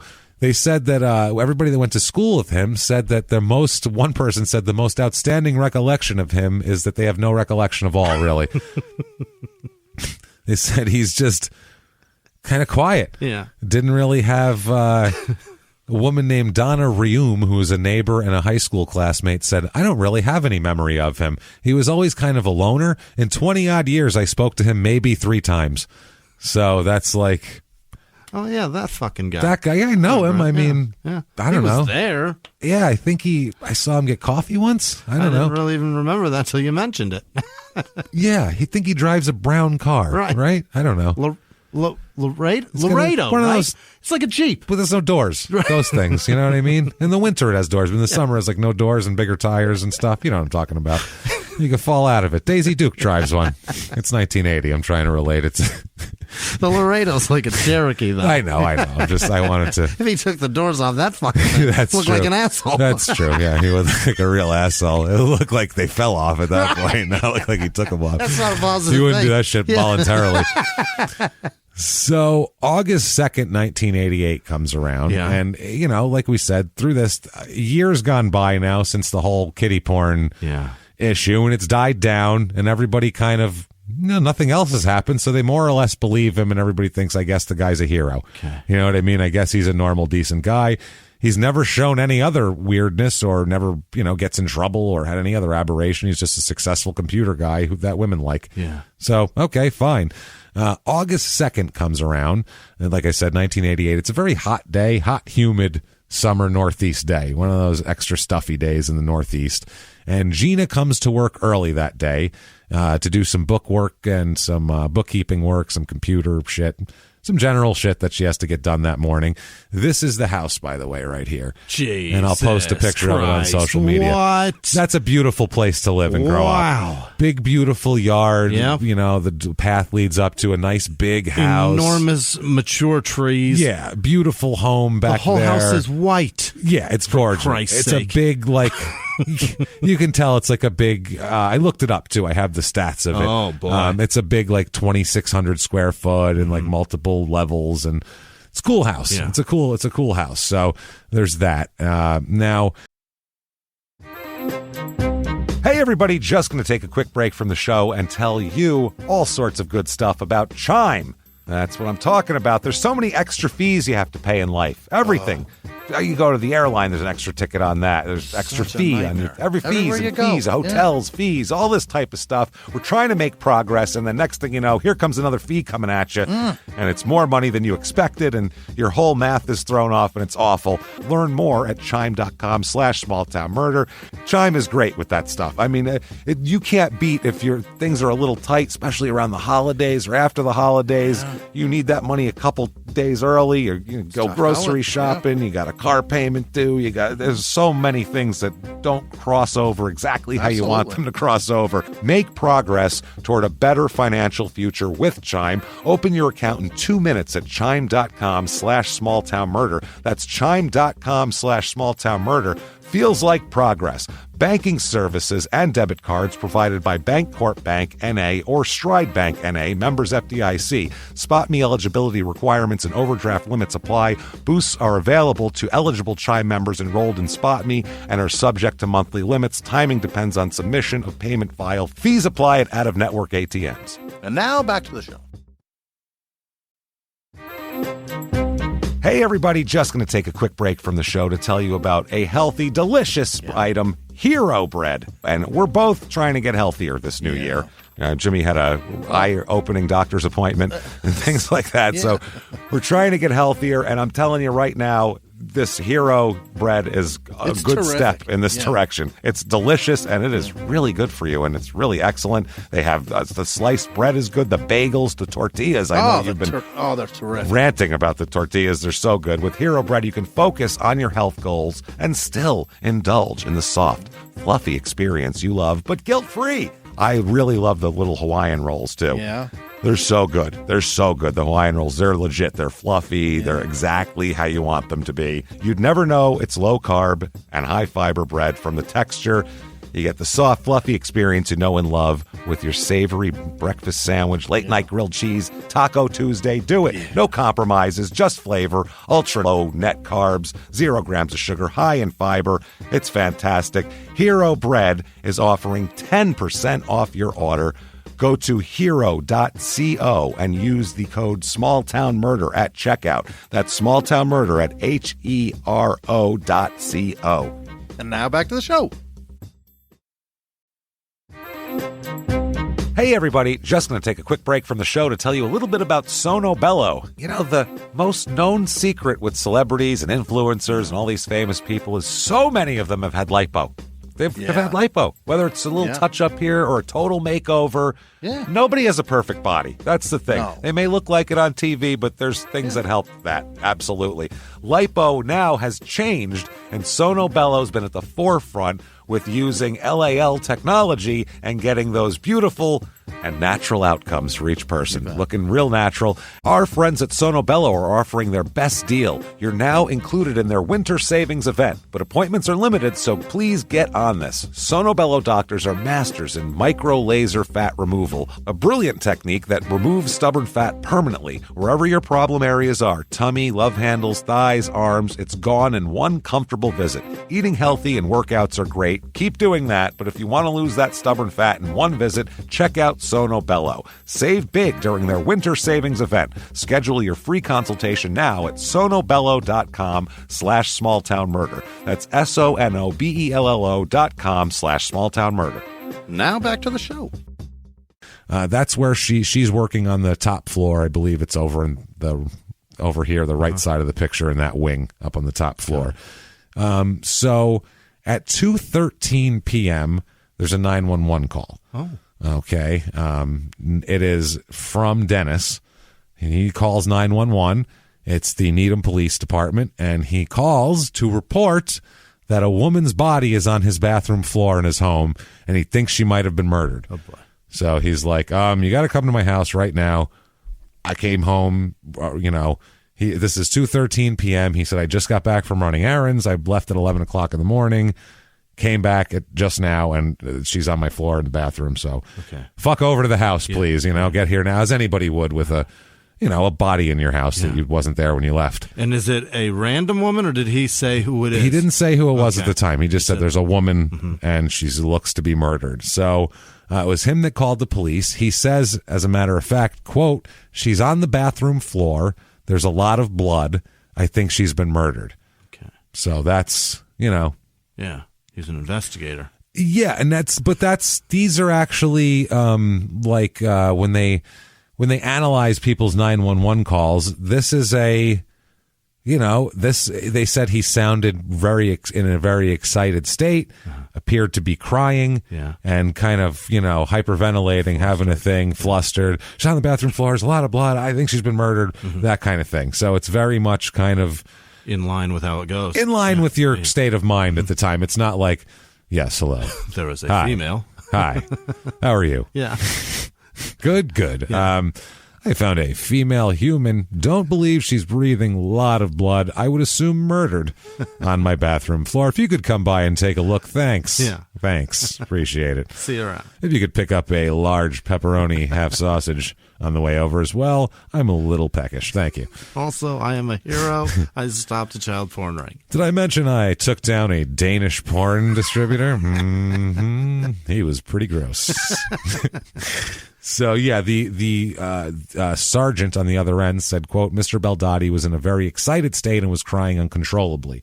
The police arrived in under 2 minutes. Wow. That's how fucking safe this town is. Holy shit. If you call the cops and say dead body, in like 90 seconds a car will pull up. You know how fast that is? That is awesome. That's amazing fast. Like, drive down the street, count to 90. Yeah. That's how close the cops were. That's what I mean. That's amazing. You could just run outside and go, cops, dead body, and they would fucking come running. They'd know to come. It takes 90 seconds for me to get to the busy street by your house, James. That's it right there. Oh, my God. I would like to take, and I'm not going to judge anybody else's city because I'll take the city we live in, Phoenix. If you live in a shitty neighborhood in South Phoenix, how long would, if you said there's a dead body, how long would it take the cops to be there? What, an hour and a half probably? They'd be like, how dead? What are you talking, like it's been dead for a while? Yeah. Sort of dead. What do we mean here? What's your address? How dead is it? As soon as I finish this ticket I'm in the middle of, I'll head that way. It's pretty, I don't know. Sounds like they've been dead a while. They'll still be dead when I get there. You say they're already dead? Yeah. I got time. Here? Yeah. 90 seconds on the spot. Unreal. He met the police at the door, said upstairs bathroom, look on the floor, holy shit. He said, they said, well, where were you? Since you're the only person here. His parents are out of town. They're in New Hampshire. Okay. So he's the only person in the house, him and a dead woman. Mm-hmm. So not terrific here. Once they get there, they realize the dead woman is Gina. Gina Hartatsis. Haratsis. God damn it, that's hard to say. It's a tough one. It's a hard one. So, Eugenia there. So anyway, that's who they figure out it is. He says that he left the house at 11:30 a.m. He said he went to 3 stores around because he was between another town and he was going to a couple different stores. They said, did you run into anybody you know? He said, nobody I talked to. I just bought something, left 3 different stores. Said I went to an office in Wellesley Office Park, which is about 5 minutes away from his home. He said he talked with a woman there, and he talked with another woman there that he said hi to, but he didn't really talk to her. He just said hi, but then he actually had a conversation with another woman. He said he visited then a convenience store. He said he got a Snapple and some popcorn. Okay. Bag of popcorn and some Snapple. Gross. I don't want popcorn and Snapple. I like Snapple. I mean, peach Snapple's good. Salty sweet's a nice treat. It is. I don't know about, but just popcorn, I feel like the Snapple would disintegrate the popcorn immediately. Worse than soda. I mean, it's no good. Depends on the if you're getting that strawberry lemonade, that's not a good combo. No, it's a bad combo. You gotta have tea. What do you get? Tell me the goddamn if I'm getting Snapple, I'm getting peach. That's my something, Snapple. yeah. But I don't know. But this is, you got to think 87. We don't have a full range of Snapple flavors here. This is probably like iced tea and lemon. Yeah, that's probably your options at this point. Oh, but you don't even have that annoying lady hawking it on TV. No, the yet. Snapple lady. I don't even think she's there yet. No, this is like underground. Yeah. Just Snapple was just kind of in the Northeast back then. Mm-hmm. So, he said he talked to some people, went to the convenience store. He said he got home around 2 p.m. Okay. And as soon as he saw the body, he called police. That was 2:13. The call came into 911. So, I mean, that all sounds pretty reasonable. That sounds normal. Yeah. Okay, everybody, let's talk about the condition of this poor young woman here. Okay. Buckle up. This is rough. I'm going to read directly from court documents. Gee. So whenever I'm reading directly from court documents, it's going to be bad. Yeah. And I'm not going to... They don't parse words. And I'm not putting any spin on it. This is right out of the thing, so make it medical and really as clinical as we can here. Quote, the victim was found strangled and mutilated in the upstairs bathroom of the Baldati's home. Her nipples had been excised, and along the hairline of her pubic area, there were multiple incisions making part of the small bowel visible. Whoa. Yeah. Also, a deep incision in her left wrist and small cuts and bruises around her throat because asphyxia is the cause of death. So all that shit was post-mortem? All that shit's post-mortem. Wow. Also, she had, I'm going to read right from the thing. I'm not even going to make it my own. Quote, the victim had been violated vaginally and anally with a dildo. Okay. That's in court documents. They said dildo in the court? Said that. Those bastards. Her body was found encased in trash bags. One bag enclosed her legs up to her waist, and another bag was over her head down to her waist. So, like a Christmas tree, basically. Like So they meet in the middle. They meet in the middle. You throw the duct tape. Exactly. On the tree. And then, Wow. So that's what they found in the bathroom. And he said, I think she's been murdered. Well, on the phone. You think, Dennis? Yeah. I think she got in that bag by You don't herself? think she fucking cut her own nipples off and jumped in fucking 2 trash bags? So That's probably what happened. You could see through the bag that it was a woman?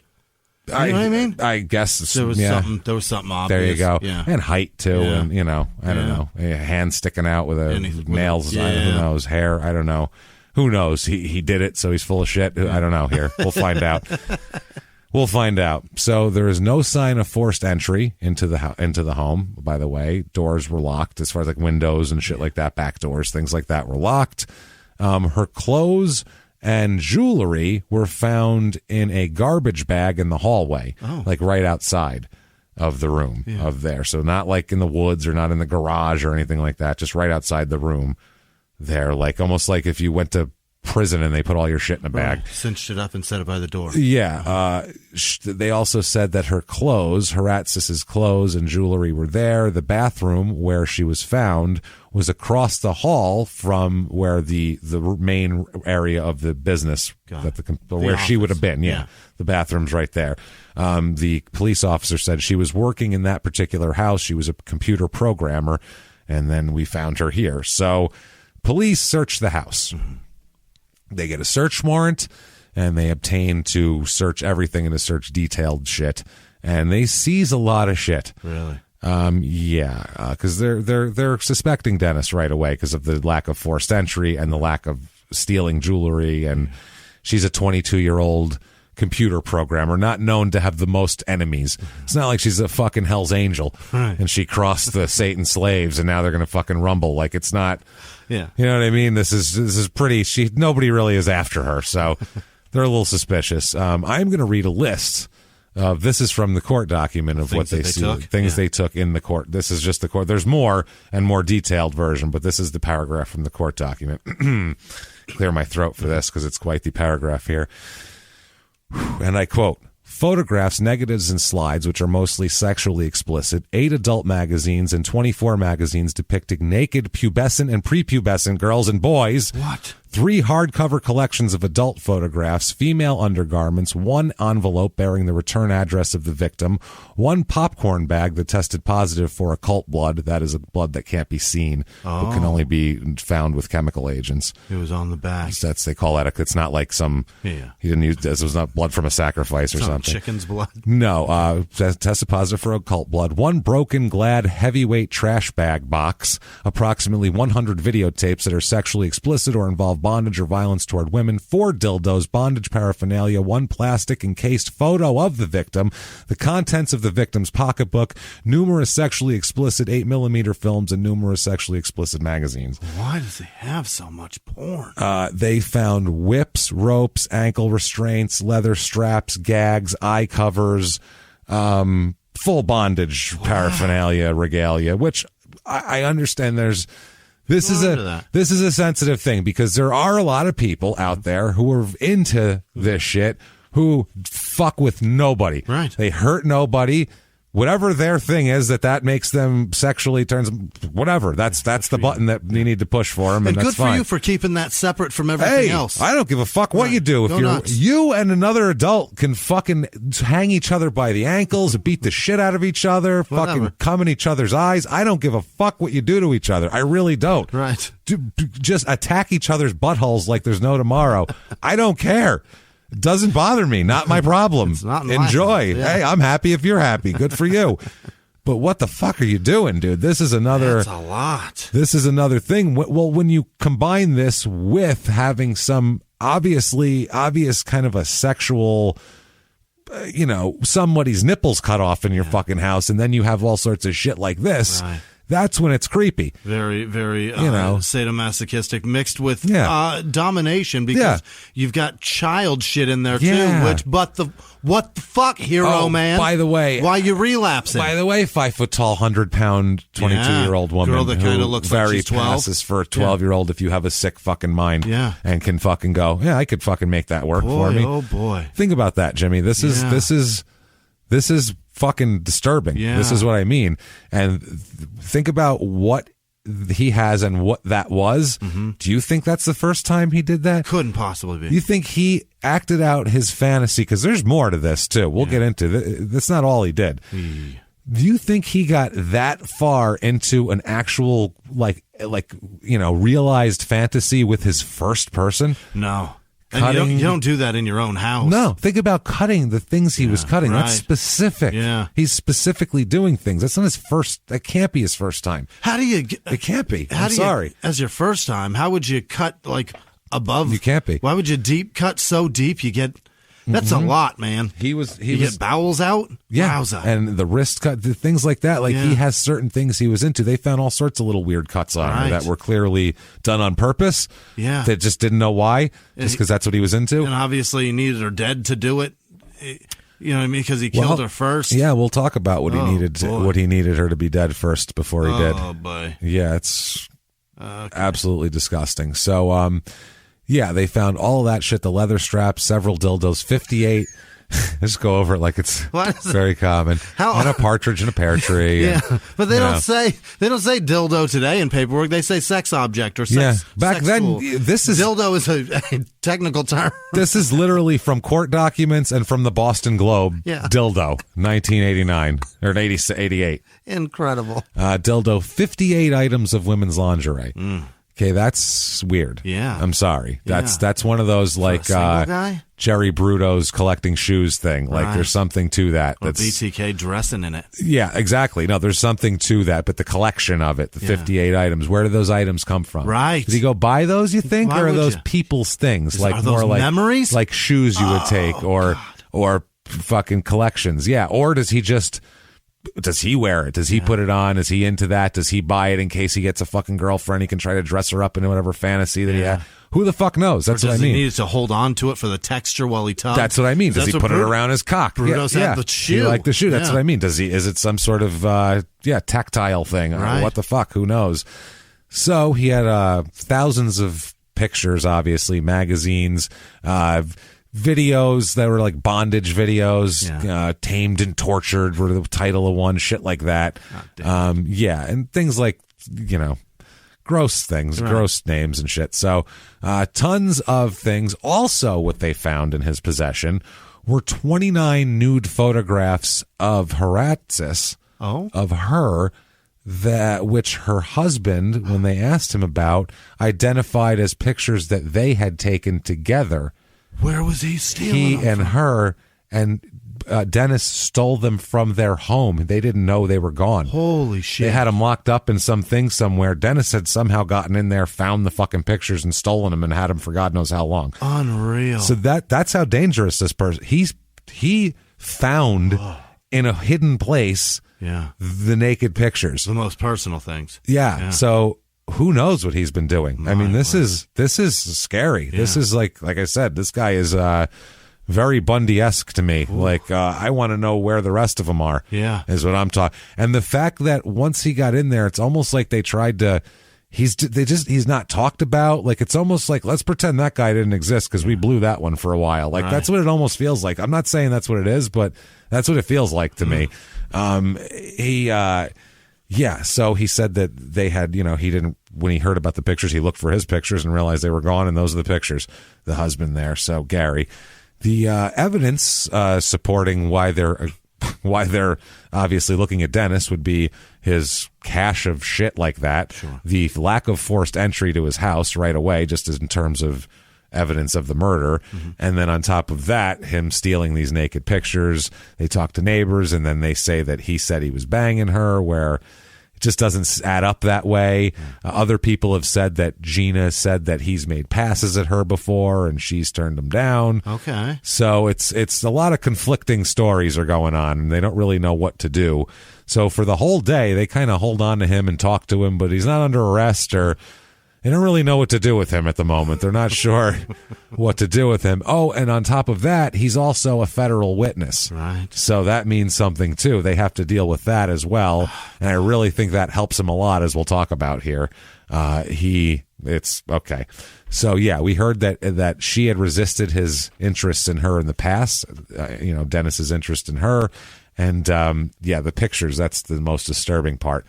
Once they get Dennis down to the station, too, they ask if they could do some tests for blood on him, and he volunteers for it. And they find occult blood, which is blood you can't see. They had found on his hands, arms, clothes, car, under his fingernails. Fucking everywhere. And he had a 3 to 4 inch, very fresh scratch on his chest. Okay. So basically, he makes OJ look like the most innocent man in the world. Yeah. Like they found his blood in more places. And he's got a scratch. It's like you can't fucking make this up. Like it's like, wow, this is what a murderer looks like with fucking lucite shit on him, and this is what he looks like. Look at that. So yeah, there you go.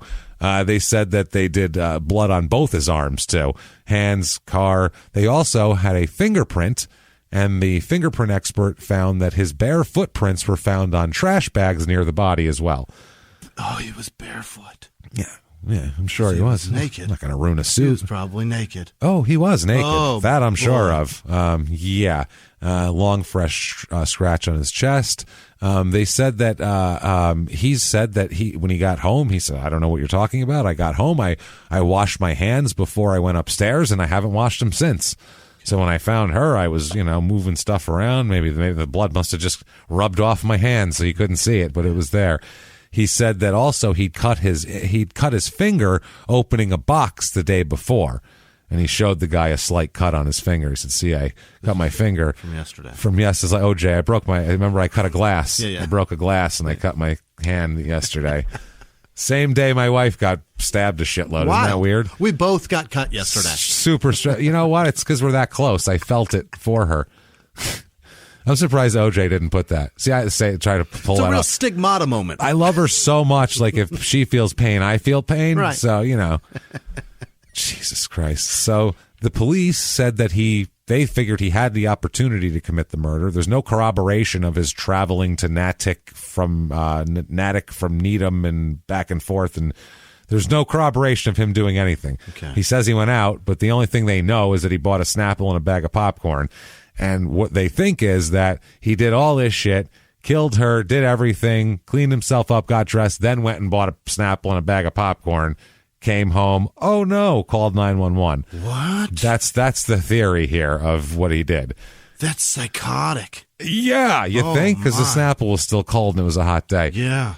You think it's psychotic? That is psychotic. That's fucking... It's like, got to go get a treat. First time? No way. First time? You do all first of that time stuff? And then you can still eat? Oh, there's more, Jimmy, too. There's more. So it's 3 imprints from a bare toe of him were found near her body. Fingerprint experts said the prints were on unopened plastic trash stick flash bags, right. if you will,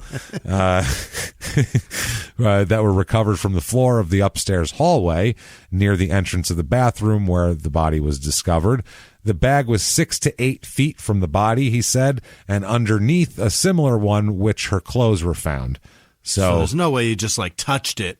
No. He would have to fucking put it there. He'd have to put it. Yeah, it was underneath something. Yeah. So it's not even there's no way unless somebody no one could have came after him and done it because he was there. So that's what I mean. He's made so many mistakes, though, James. That's it looks the other like a first time. To do this, I don't know if he had his overwhelming fucking fantasy to do it, and he did this whole thing, and he was like, I'll just say I wasn't here. Yeah. But in your own house, you can't.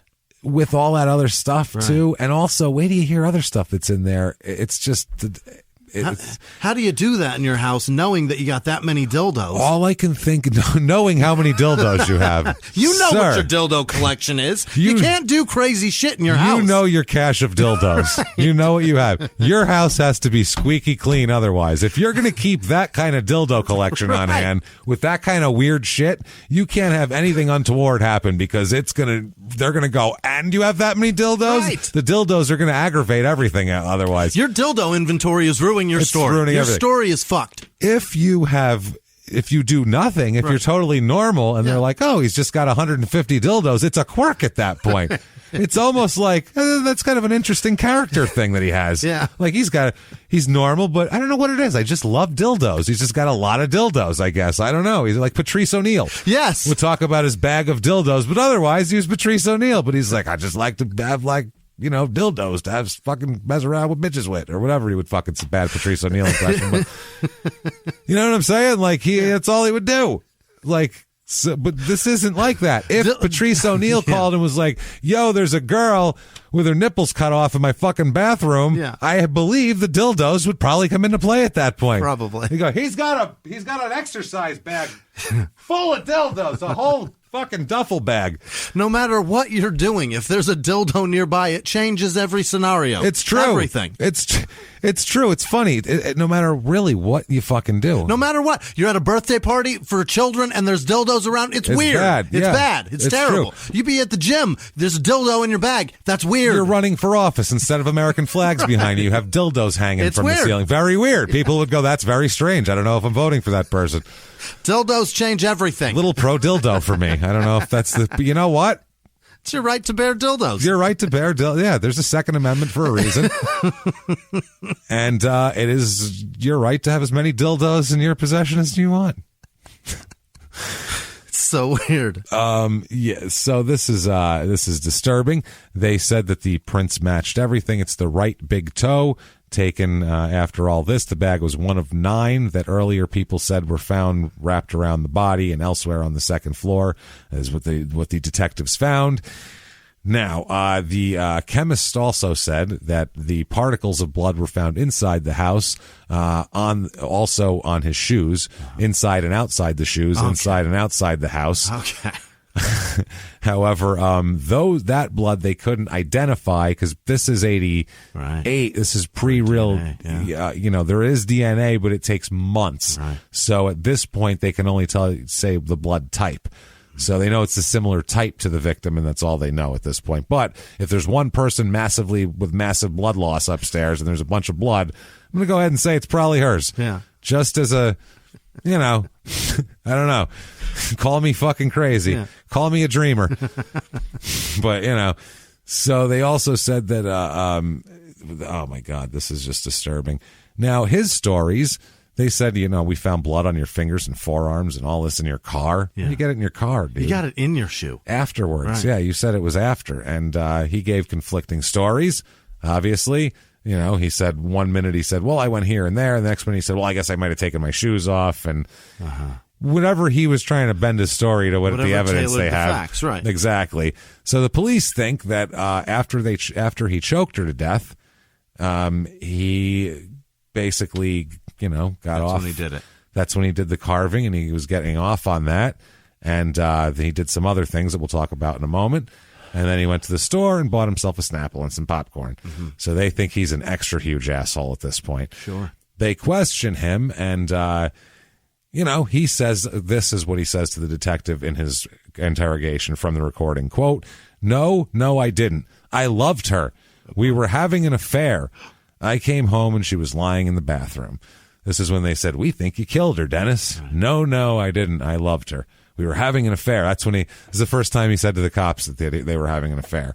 That's when he came out. When they said, we think you killed her. He's like, no, I loved her. We were having an affair, as a matter of fact. We were fucking mutually. That's how much. Yeah, that's how much I didn't kill her. Okay. Because we were, because no one's ever killed anyone they've loved. Right. That's never happened. Or anybody they're fucking. Ever. Right. Never. Ever in a million years. Ever, really. I mean, that's the thing that's so great when there's a married couple and one of them's dead, you can eliminate the one spouse as a suspect right away. Well, they're married. She wouldn't do that, or he wouldn't do that, obviously, as you've seen from Small Town Murder. Right. For that's why people. episodes. That's why people get married, because somebody tells them that they love them, and they go, "Well, at least I'm safe with this guy. At least they'll never kill me. They'll never do it." No. So, wow. So that's what he says, and so they. He tells them also. He says, as a matter of fact, we had sex before I left the house to do my errands. Okay. That's what happened. She came over, did a little bookkeeping. We had sex. I left, went around to this town, to that town, stopped at a couple places, said hi to a lady in an office, got myself a snack, came home. Oh, my God. Yeah. Bathroom floor. Right. I guess I'll take my shoes off and walk around in it. You know how that works. Yeah. So that's his story. Take them off, put them on, take them off, put them on. Because there's blood inside the shoes. Yes. That's crazy. He said at that point that they said, well, how is there blood here and there? And he said, well, when I saw something, I didn't know what it was. I saw a bunch of blood and I freaked out. So I pulled one of the bags back until I realized, who it was. And he said, quote, it was her. That's when I stopped. And I went, oh, my God. And I called I called the police, and they said they asked him, quote, I asked him if he got any blood on himself, and he said no, which I don't know how you wouldn't in that scenario, but he did, obviously. And then they found blood all over the place, like we said, also all throughout his bedroom, on fucking door handles, the steering wheel, front seat, pedals of his car. It's all over the place. His car was like just a speckled, polka dotted with blood, his entire fucking car. Yeah. And his yard and everything else. He's just dragged it all over the place. That's what happens when you're covered in blood. Yeah, you can't get rid of it. Even on the front of his shorts that he was wearing that he didn't see, everywhere, man. It's crazy. Under his fingernails, like we said, on a bottle and a can of food that he'd purchased before, everything. Wow. He wasn't arrested until about 10 o'clock that night. Mm-hmm. And that's when he was arrested, after he didn't have good excuses for the blood. Now, he's not put in jail right away. By the way, here's him at this point when he's being arraigned. Oh, my. There's his picture. That'll be on the social media site as well. A lot of guys that everybody knows. Matt Murder Small. Yeah, he is a very common, doesn't look scary at all. Who else is like that? Oh, a little man named Bundy. Yeah, that's what I mean. Yeah. Who else looks like they really blend in? And blends in, yeah. You wouldn't think twice. That guy's in every football stadium every Sunday. Yeah, absolutely. Except he's like a little bit thinner and in better shape. Right. In 10 years, he'll be the guy in the football stadium. But I mean, with like a little push broom mustache, decent head of hair, and just a forgettable face. Well, in the 80s, the mustache was fashionable. Yeah, that's the thing. Yeah. I mean, you were Tom Selleck, cool with a mustache. Unbelievable. So, which was cool back then. Tom Selleck's 100 now, and he does reverse mortgage commercials now. He's like, cool. Let me tell you folks about something out there. He's the new Wilford Brimley now. Yeah. That's what he's turned into. I'm glad that we got a new one. We need a man with a mustache we can trust for your old people stuff. If he starts selling diabetic supplies, I'm going to shit myself. Oh, it's coming. It's definitely coming. Absolutely. I'm not a diabetic myself. Obviously, I'm in too good a shape, but I think my friends that are diabetics, I send them to Liberty Mutual or whatever, Liberty Medical. Wherever you get your Wherever you get your diabetes supply. They told me to say it like that. I'm not sure why. So the judge here, or district attorney, announces, quote, he was ordered to Bridgewater State Hospital for 20 days of psychiatric evaluation and observation to determine whether he's competent to stand trial. They think he might have a screw loose or two here. So the reaction of the community, they call his mother up, the press does, and his mother says, this is Tina Beldotti, she says, quote, my son is innocent, and hangs up the phone, which is a good Italian mom. That's how she answers. You don't know my dentist. Bang, and she'd hang up. Tell my mother I killed somebody. You could find 12 women hanging around my house and all this. If you eventually proved it, she would yell at me and beat me to death. But at first she'd go, that's completely untrue. You don't understand. That's how she would answer the phone. Yeah. My son is innocent. Hello. He was framed. He's framed. Yes. Mrs. Pietragallo here? Not even anymore, right? No. God, not for 40 years, but yeah. This is Angela. Yeah. My son's innocent. He's innocent. Goodbye. So the man, Gary, they called Gary up. Yeah. The husband, right. And he said, quote, there will be no comment from this household. Leave me the fuck alone. Can you imagine? I am sad. My wife is dead. Hey, Gary, can we talk about your dead wife? Nah. I'm trying to watch Jeopardy and forget about that, to How be about honest no? With you. Yeah. I don't even drink Snapple anymore. Go fuck yourself. My TV dinner now and fucking sit here and be depressed, for Christ's sake, you assholes. So rumors are swirling about all this shit, too. They're talking about, because this is like, it's a small, rich little town. People go crazy. This is like small town murder 101 here. They go batshit. They talk about there was a big setup, because the people that know Dennis hear that he says he didn't do it, so there's a big setup. He came home. Was it somebody that was mad at Dennis? Was it the porn guys international? Literally, people were like, oh my God, it's the international child porn cabal that he put this guy in jail, and now they're fucking coming after him. That's not how that works. And, they're going to take him down and all this shit. It's like, kitty porn makers are pussies. And they also like to stay under the radar. Bring it, bitch. Yeah. Like, come on over. Yeah, Let's come on. talk. Let's talk, motherfucker. Yeah. I'm not 12. Let's get it on. My kid's 12 and he'll kick the shit out of all of you. Yeah, I was going to say, my kid's fucking 6'1". Enjoy. He's only 13, but have at it. I dare you. It's huge. So, yeah, this is what I mean. Like, that's one of the rumors. Like, because, I mean, it's an international crime syndicate that he busted. So they're thinking, people are like, that must be what it is. Yeah. It's a revenge plot, or maybe something else. Who knows? Then people start talking about, was it some experimental sex thing? Was it some weird kinky shit they were into? Yeah. Like asphyxiation, because people die because she died of asphyxiation. I mean, logical conclusion. The guy's got a shitload of dildos. He's got dildos. He's got gags and things and pulleys and all sorts of weird bondage shit. So they're wondering maybe this shit was just a mistake. Right. They're thinking maybe that's what it was. People didn't know what it was. The principal of the high school, they talked to them. I love when they just talk to random people. This is Edwin Fried. Yeah. He is the principal of Needham High School. He said, there's a feeling something's missing, that there's a piece missing to all of this. So they're not just buying the simple explanation of he's a weird pervert, killed her, had a very bad exit strategy. Yeah. They're like, he's too smart for that. I think maybe he thinks he's too smart for it, and he thinks he can talk his way out of shit. Maybe he's so smart that he thinks there's no way this is all of it. They're going to think there's another piece, and therefore nobody will believe it. And I think he thought he could talk his way out of it because he's smart, and also because he was a federal witness. I think he's got some sort. He thinks he's got some sort of something, and he's not completely wrong, as we'll talk about in a moment here. Wow. The neighbors who grew up near him said that the Beldotti family was quiet. They kept to themselves, never bothered anybody. One person said, we never heard anything from them. They were quiet, well-behaved. I can't believe something like this happened. I can't believe something like this happened in our nice neighborhood. I hate when they say it. This is small town. This is why we do the show, because that person's shocked. So we think it's funny that they think they're safe. The person who's most shocked, though, is first of all, one of the neighbors said he's always nice. He's always so nice. It's hard to believe he could do something like that. We were all so shocked. That's a neighbor. The one that is most puzzled is the postal guy. Yeah. The guy that helped him. Blown away by this. We'll talk about him in a second. That lady, the Donna Reum that he went to school with, she said, I didn't hear or see anything when she drove by. She said nothing unusual happened. She had driven by that day and didn't see anything. Another neighbor said, I look at the house and say, God, did this go on there? I don't think he had any history of anything like that. But we don't ever really know, do we? Guess what else is in there? You don't ever really know. Shit piles of dildos. Lots of dildos. So many. So many dildos and fucking blindfolds and mouth gags. It's disturbing. Kitty porn mags were in your neighborhood. Do you know how many butt plugs were there mixed with kitty porn? The postal guy from the setup said that it was just completely a stunner. He said, quote, it's not the same person I dealt with if it's true. Mm-hmm. He is not buying it. He said he was a cooperative, articulate, intelligent individual. He said I was completely shocked. He said I was probably of the most surprised, if not the most surprised person around by all of this. He said that it's certainly out of character from the person I know.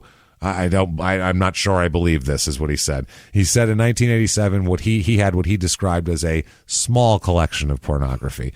Even the porn, he said, seems like out of character for him. Not quite a dealer. Not quite. It's a personal use. So he's gets out after 20 days of the evaluation, and he goes for a bail hearing, as you would imagine. Sure. Obviously, what do you think will happen here to a man who cut somebody's nipples off in his house? Head on home to your dildos. Yeah, he split out on bail, actually. Unbelievable. He is let out on $100,000 bail. There were nipples. $100,000 bail he's released on, Jimmy. Loose nipples in the house, and he's allowed to go home. A dead woman. Yeah. Carved up. Yep. Picked fucking nipples, Jimmy. Loose nipples and dildos everywhere. Head home. No problem. I'm not a big... Look, okay, they said that they're going to put a bracelet on him. Yeah. So if he goes more than 150 feet away from his telephone, the alarm goes off. Right. Big fucking deal. This happened very close to his telephone, so that's not really an issue. Within that proximity of the telephone. This happened. Nipples came off a woman. 12 feet from his telephone. Right. Like there's a force field around your telephone that keeps women's nipples on them. No, it's not what happens. I'll bet you every dildo is within that proximity. Oh, they're all in that proximity. What the fuck? They said they released him because there was the jails were overcrowded, so they're released so they couldn't have him in there. Now, I'm not a big Law and Order bullshit. That's just not me. I'm not do that. I sold shit I shouldn't have sold when I was younger, and I've done a lot of shit, so I don't believe that mistakes that don't physically hurt people, I don't believe in really. You can Don't lock them up forever. Shit. Right. You can get over that shit. I'm not like that. There's a grace period. I'm one of those. I'm not one of those people. It's like, let's lock people up so we all feel better. Right. Well, now he's in there, and I don't want him watching any TV while he's in there. Like, I don't fucking care. Right. If giving people in prison some educational shit and letting them do whatever makes them statistically less likely to fucking cut another person's nipples off when they get out, I'm all for it. Yeah. I don't fucking care. Teach them culinary Whatever's better is whatever works. I'm for, hey, we can do an experiment, see what works best, and then do that. Right. Like fucking people should science. Do. Like science stuff. I really like that sort of thing. So it tends to help. Yeah, so I get it that there's not enough sense in jail, but there's got to be some guy in there for fucking drugs or something that you can let him out and not let the mammary mutilator go free. Somebody with a fucking nickname, not that that's his nickname. Right. I just made that up off the top of my head, but you understand what I'm saying. Like, you could, somebody that deserves one for sure. This is disgusting. Yeah. I want to fucking just kick this guy in the dick, and we're letting him out on this for $100,000. Yeah. No, and somebody that's close to him, mad close. Yeah, that's what I'm saying. He employs her. He killed someone exactly where they're letting him stay. In his mom's house. It makes no sense. Wow. It just doesn't make any sense. So the neighbors, who were so shocked, now start a huge petition to get his bail revoked. They don't want him on the street, obviously. Right. They say the prosecutors have painted a picture of him as a sinister sex criminal. Yeah. A murderer, everything else. They hired an attorney to make their case, and the guy said, we don't know if I can do anything for them, but I'll give it a shot. He said, I don't think there are any indicators of who is going to commit murders unless they are a serial murderer, so it might be a hard case to push. The one resident here, Charles Hogan, helped organize the drive. He said that, quote, the judges are looking to consider the release of violent offenders to home arrest as a way of managing the prison population. And, they don't want that there. Mm-hmm. Obviously, they don't want this guy home exactly, especially because he killed her there. Right. They said, given the allegations and the offense and his alleged involvement in child pornography, this bail is completely inappropriate.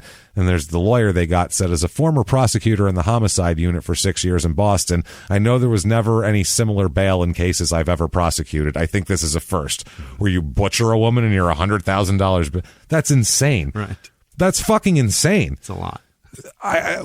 Dude, they...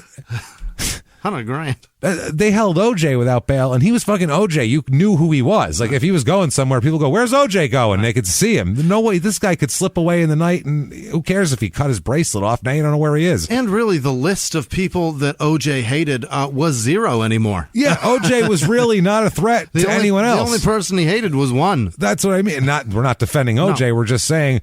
Not that OJ was a threat to the public at that point. He probably wasn't, but this guy is a fucking threat to the public, I'm saying. I mean, technically... this wasn't a hatred of a person. This was a compulsive desire. This is a love of somebody. It's even worse. He was into this. This is what he makes his dick hard. Boy.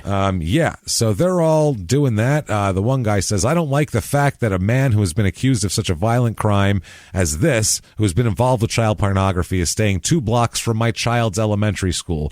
By the way, there's an elementary school 0.3 miles from their house. Oh, yeah. So That'll say something there. And a lawyer says, I don't like it as set as a precedent. I understand that in some cases an ankle bracelet and house arrest has been used to punish drunk drivers or something of that offense, but I don't like it for a case like this. And it's not like they bolt that thing to your fucking bone. Those things come off all the time, and people just leave the bracelet there, and then the guy's gone. And they go off, and they can cut somebody's body parts off. Go find somebody else. That's what I'm saying. I don't care if the alarm goes off. No. Even 90 seconds for the cops to get there, you could slip away. It's a little too much. You know what? Maybe the possibility of it is September 30th, which is right after this, 1988, is Jorgen Jensen's trial begins. Oh? Gee, you don't think that that has anything to do with literally an unprecedented bail of $100,000 for a brutal, accused, sinister sex crime, sex murder. You're going to let him out on the street if he wasn't a federal fucking witness. For the most high-profile child ever. This is what they do with federal witnesses. It's the way it is, too, because they, in the homicide book, the David Simon book, they talk about a couple of mob guys, a mob guy who was a witness for the federal government. They sent his kids down there in the program, basically, and one of his jerk-off kids got in a fight and shot some guy on the street, and it was obvious that he did it. He admitted that he did it, and the FBI came, scooped him right up out of jail, and moved him on to the next city the next fucking day. Jesus. Judge set a fucking, $1,000 bail on a murder charge and got him the fuck out of there. Never heard from him again. Charges dropped. Wow. Because that was more important. Because we need him. Exactly. Ooh. So if you're Gary and your wife was just eviscerated and fucking all this horrible shit's been done to her, and they're letting him out on the street because your child porn guy, we want the child porn guy off the street, but that has nothing to do with my fucking wife. She's not getting justice now because... To Gary, the child porn guy is not as much of a threat as this guy. Exactly. He just ruined my whole life. Yep. Now, the Jorgen Jensen guy, he says that U.S. laws do not apply to him, is his whole thing here. He says that he's on trial for selling thousands and thousands of dollars worth of kiddie porn. Obviously, we told you what he did. He said that basically can't touch me. Yeah. He said at this point he waives his right to a jury trial. He wants to have a bench trial. If convicted, he faces up to 20 years in prison and a fine of $500,000, as he should. Defense adds a twist here. They say they try to say that the trial will revolve around jurisdictional questions, basically saying, is it, he crossed here, but he's from there, and they're going to try to muddy the waters with that sort of shit, which is fucking gross. Absolutely disgusting, the whole fucking thing here. So October 7th, 1988, Dennis is still out, and it comes to light a little something that they found in his safe. Uh-oh. His safe, Jimmy. Oh, boy. Imagine how gross That's is. Where everything that... The dildos were in the open. Yeah. Think about all that other crazy shit we found. That's just hanging out in his room. Not in the safe. What does he lock up behind closed doors? What does he want nobody to see? Well, what he has is Polaroids. In his safe. In the safe. Do you know what the Polaroids are from? What kids are they? They're not kids. No? It's worse. Oh. The Polaroids are close-up shots of his crime. Yeah. He kept those. He took pictures of the nipples after he cut them off close up. No. He took pictures of the wounds. He took pictures of his dick inside him. He took pictures. He had sex with her. Then he took pictures of he used the dildos in all orifices and took pictures of that. Wow. Of the things in there. Everything he's been fantasizing about. The pictures he wants. Yeah. Of exactly how I want to pose them and cut and weird and whatever the fuck crazy weird shit turns him on. That's what he did, and he took them. Unreal. And he put them in his closet, in his safe, and he was like, they can't find him there. Yeah, they found distinguishing marks, obviously, and the wounds that matched up with the bodies, so they know it was him. It was 5 photographs, 5 Polaroids that he took. So at this point, they ask for his bail to be revoked. They're like, okay, he can't say he's innocent now. We found pictures of what he did. Let's get the fuck out of here. So oh my God, Jesus Christ. The judge says, yes, fuck that, yanks him back in jail, says, quote, Mr. Beldotti is a threat to society, the community, and the neighborhood where he lives, which is a high residential area. Yeah, by schools. Right. Oh my God. His attorney said the bail shouldn't be revoked, though. Imagine that's your job. I feel bad that you have to do that because you're a lawyer. It's your job. Everybody deserves a defense. But I mean, if you're this guy, how do you go up there and go, you really want me to go out there and say, dude, they found Polaroids in your fucking no one else put them there, Dennis. Right. Come on, bro. He's got to go up to a judge and go, we don't know if those are his. I mean, they could be, anybody could slip them into a locked safe, right? That's Somebody possible. Might know his combination. He talks a lot. Right. He wrote it down somewhere and lost it at the 7-Eleven. You gave him bail at one time. Come on. Let's hang on to it. He hasn't killed anybody in the last month he's been out. That's what I have to say, Judge. Can you be cool about this? Just give him like a... Oh, man. When he got bail, you know what he should have said the first time when they did do it? He should have said, sweet. That is a bonus. I guarantee he said, fucking really? Yeah, he was like, for real? Holy shit. You're good. He probably said to the lawyer. High five. So they said that the prosecutor said also the large collection of child porn and all that sort of thing. It's pretty significant by the elementary school. He also said, quote, there was some mutilation to her body. As far as what mutilation, I will not go into that in detail, but, this is bad and we should yank him in. So they do. They revoke his bail. Mm-hmm. He wants evidence suppressed. He wants it, doesn't want it in there. Well, first, the Polaroids, obviously. Yeah, he placed himself in evidence because he had the photographs, and one of the photographs, he was visible in it, so... That's a problem. That's a problem. The other one were pictures that he had, taken from their house, which is pretty bad. So that's a hard one the ones that he stole from Gary and from the bedroom there. But he says the argument is on the seizure from his bedroom closet of Polaroids and portions of nude female body, which is the victim. Right. He said the seizure from his bedroom of a camera, which to take Polaroid photographs as well. The judge reads all these out, blah, blah, blah. Said the photographs, photographs could have been seized for the determining presence of blood and thus fall into the scope of the warrant. That's what they say. They go, hey, we could take anything to test it for blood, and then if we look inside it and it's photographs, well, then whatever's on those photographs, we're not blind. Mm-hmm. We can see that, and that all goes in line. We were just looking for blood. Okay. So he's trying to say they weren't looking for those photographs. They were looking for blood. So, and they said, well, I mean, they were in plain sight. They were in plain view in clear plastic folders. So we saw what the fuck was in there. Right. We were disgusted by it, and we knew that they corresponded to the crime that happened 10 feet from there.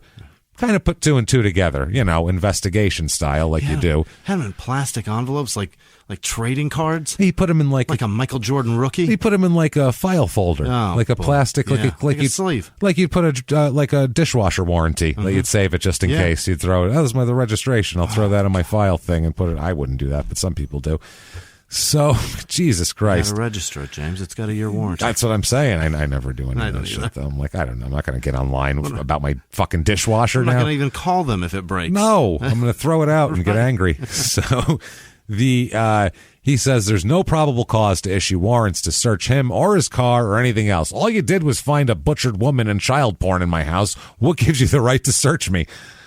Was he serious? Holy shit. Wow. This is crazy. Oh my God. The victim's husband authorized the search of the vehicle that she came there in and that she had driven to work that day. And he had no standing to challenge the lawfulness of that, because I think he took her car and had shit all over it, got blood all over it. He also contends that the state chemist that tested him for signs of occult blood didn't show probable cause. And they said, well, you agreed to do it, though. If you're voluntary, it doesn't matter if we have probable cause or not. We can ask you to do anything. Yeah. We can ask to look inside your butthole. Right. If you let us, then, I mean... It's on you. It's on you. If that's where you put the murder weapon. That's what I'm saying. You can say, no, that's unreasonable. You need a warrant to get inside my fucking orifice. But you want to get up in my crack, you're going to need a fucking piece of paper. Or you can be like, right on and grab your ankles. So at that point, what do you want from us? So know your rights, motherfucker. I don't know what to tell you. So he says the affidavit was more than relevant. The defendant, it was his employee, he worked in the office, it was found murdered right there. Obvious shit. Yeah. It's going nowhere, the evidence. January 1989 is Dennis's trial. It's a 6-day trial. The police witnesses testified about everything, sexually explicit magazines portraying women in various forms of bondage and all the shit and dildos. He doesn't testify, obviously. No, he better not. No. Now, the defense's only defense is they seize on one thing, and it's really weak. They seize on the fact that around noon that she, the victim in the office, had a phone call and talked on the phone. So it's probably, according to the defense, whoever she talked to on the phone at noon must have killed her. Got it. That's what it was. He gets a guy he's got one of the investigators, the medical examiner here, and the lawyer says, would it assist you, because they were talking about time of death, and you can't, as a medical examiner, you're not taking into account like the what they said, who left where. You're just looking at the science of it, and you put a time of death. You can't put it, there is no half-hour window in time of death. He died sometime between 10:30 and 11. Impossible. It never happens. They give like a 6-hour window because you don't fucking know. Everybody's different. Temperatures, rigor happens different, size of people. It's a big math equation. Right. So the medical examiner said sometime between 8 a.m. and 2 p.m. That's all I know. And because it's a warm day, she would have stayed out of rigor longer. She's smaller, blah, blah, blah. So the lawyer said, would it assist you if you were to learn that Miss Haratzis took a telephone call at 12 o'clock noon? And the guy was like, well, then probably after then. Sometime between then and 2:15 when we found her dead, then I would put it right in there. Anytime after she was talking and when we found her dead, I would say sometime in there she's probably killed. Well, thank you for giving me that 4-hour window chop. I went to medical school. Now we have two more hours. That's it. To catch up to. That's all it is. So they said by 2, she was definitely dead. We know that much because we fucking found her and she had blood out and all that sort of thing. Now, they also tried to seize on the fact that it just shows blood type, right? It doesn't show that it was her blood. They were like, well, that was the only blood spread all over the house. So the juries don't need DNA when it's that much of a thing. They're like, nobody else was bleeding. So, it's probably her blood. We've got a body, sans blood. And footprints with her blood from the goddamn body all the way. If they start at the body, it's probably hers. The prosecution closing here, they say that he demonstrated the prolonged determination to kill his victim needed for a first-degree conviction, because the jury can either pick first or second degree. And second degree will get him out after 15 years or so, and first can get him life with or without parole. So, they maintains that he left the house to do some errands. He found the body, but they don't believe that. The prosecutor said, quote, he was jealous of Gina and Gary, and he planned the cruel and vicious way for Eugenia to die. That's what he says. The defense closing, he says, he turns to the jury and he goes, come on. What else can you say? Right. Come on. I mean, you've heard the evidence. Hey, look at him. Look at that mustache. It's an honest mustache, right? I mean, you know what I'm talking about. So he's into weird shit. Clearly the evidence is wrong. It's all wrong. So he said that he killed her. He could not have. They said that he cooperated with the police. He displayed true grief. They said if he really killed her, he couldn't have reacted that way. Okay. He couldn't have pretended. So January 26th, the jury comes in. It's the end of the day. They've deliberated for 4.5 hours and they can't reach a decision. They need another day. So they go home. They go, all right, we're going to give you guys one more day. So mid-afternoon, they come in, then they come out and they say, we need you to explain. Oh, my God. We need an explanation. What's the difference between first and second-degree murder? Yeah. And they said a conviction for second-degree murder made him eligible after 15 years for parole. First-degree conviction could be returned, and they said only if the jury believed that he planned the murder so intently that he made a clear decision to kill Haratzis before he attacked her. The killer must also have used extreme cruelty and or atrocity to warrant a first-degree murder conviction. The prosecution said they asked for the first degree on the grounds that the strangulation took several minutes, and then he systematically took her apart and did horrible shit to her, and it was pretty gross and all that sort of thing. So finally, after 12 hours of deliberation, the jury comes back. We think we got it now. Guilty of first-degree murder. Really? Yeah, first degree. So the judge is more than happy. Good. More than happy. He says that he killed her with extreme cruelty and he says, "You, sir, may fuck off. Life without parole, motherfucker. Take a hike." I am shocked. Take a walk, sir. That they got that right. Well, wait till you hear what they get wrong, too. Boy. So, Gary, the husband, said he's just glad it's over. January 89, Jorgen Jensen verdict comes in. So it was right after that. So it was all right in a row. You know this shit has a lot to do with everything here. They find him here guilty of whatever the hell he was doing. He had a Copenhagen bookstore and selling all this shit. Absolutely disgusting. They say, "You, sir, again, may fuck off." This is not enough, though. 37 months imprisonment. 3 years and a month? And $40,000 of... For the most high-profile child kiddie porn thing in the history. That. 3 months. That's what you get. That's what you... Again, and I don't believe... Flew a man to Copenhagen for that. That's what I'm saying. 40 grand's barely going to cover the expenses of the sting. Right. And I'm not saying that, like, also, again, I'm not one of these people who's like, I don't believe that sentencing a person to jail should be sentencing them to some, like, other form of violence, because that's not a sentence. The sentence is jail. Right. So when people are in jail, you should also make sure they don't stab each other like crazy and rape each other and things. Except this guy. Except this guy, you just hope. You go, 37 months, someone's going to fuck him up, right? Right? He's the Danish kiddie porn guy. Yeah. Someone's going to cut his fucking throat in the shower, I hope.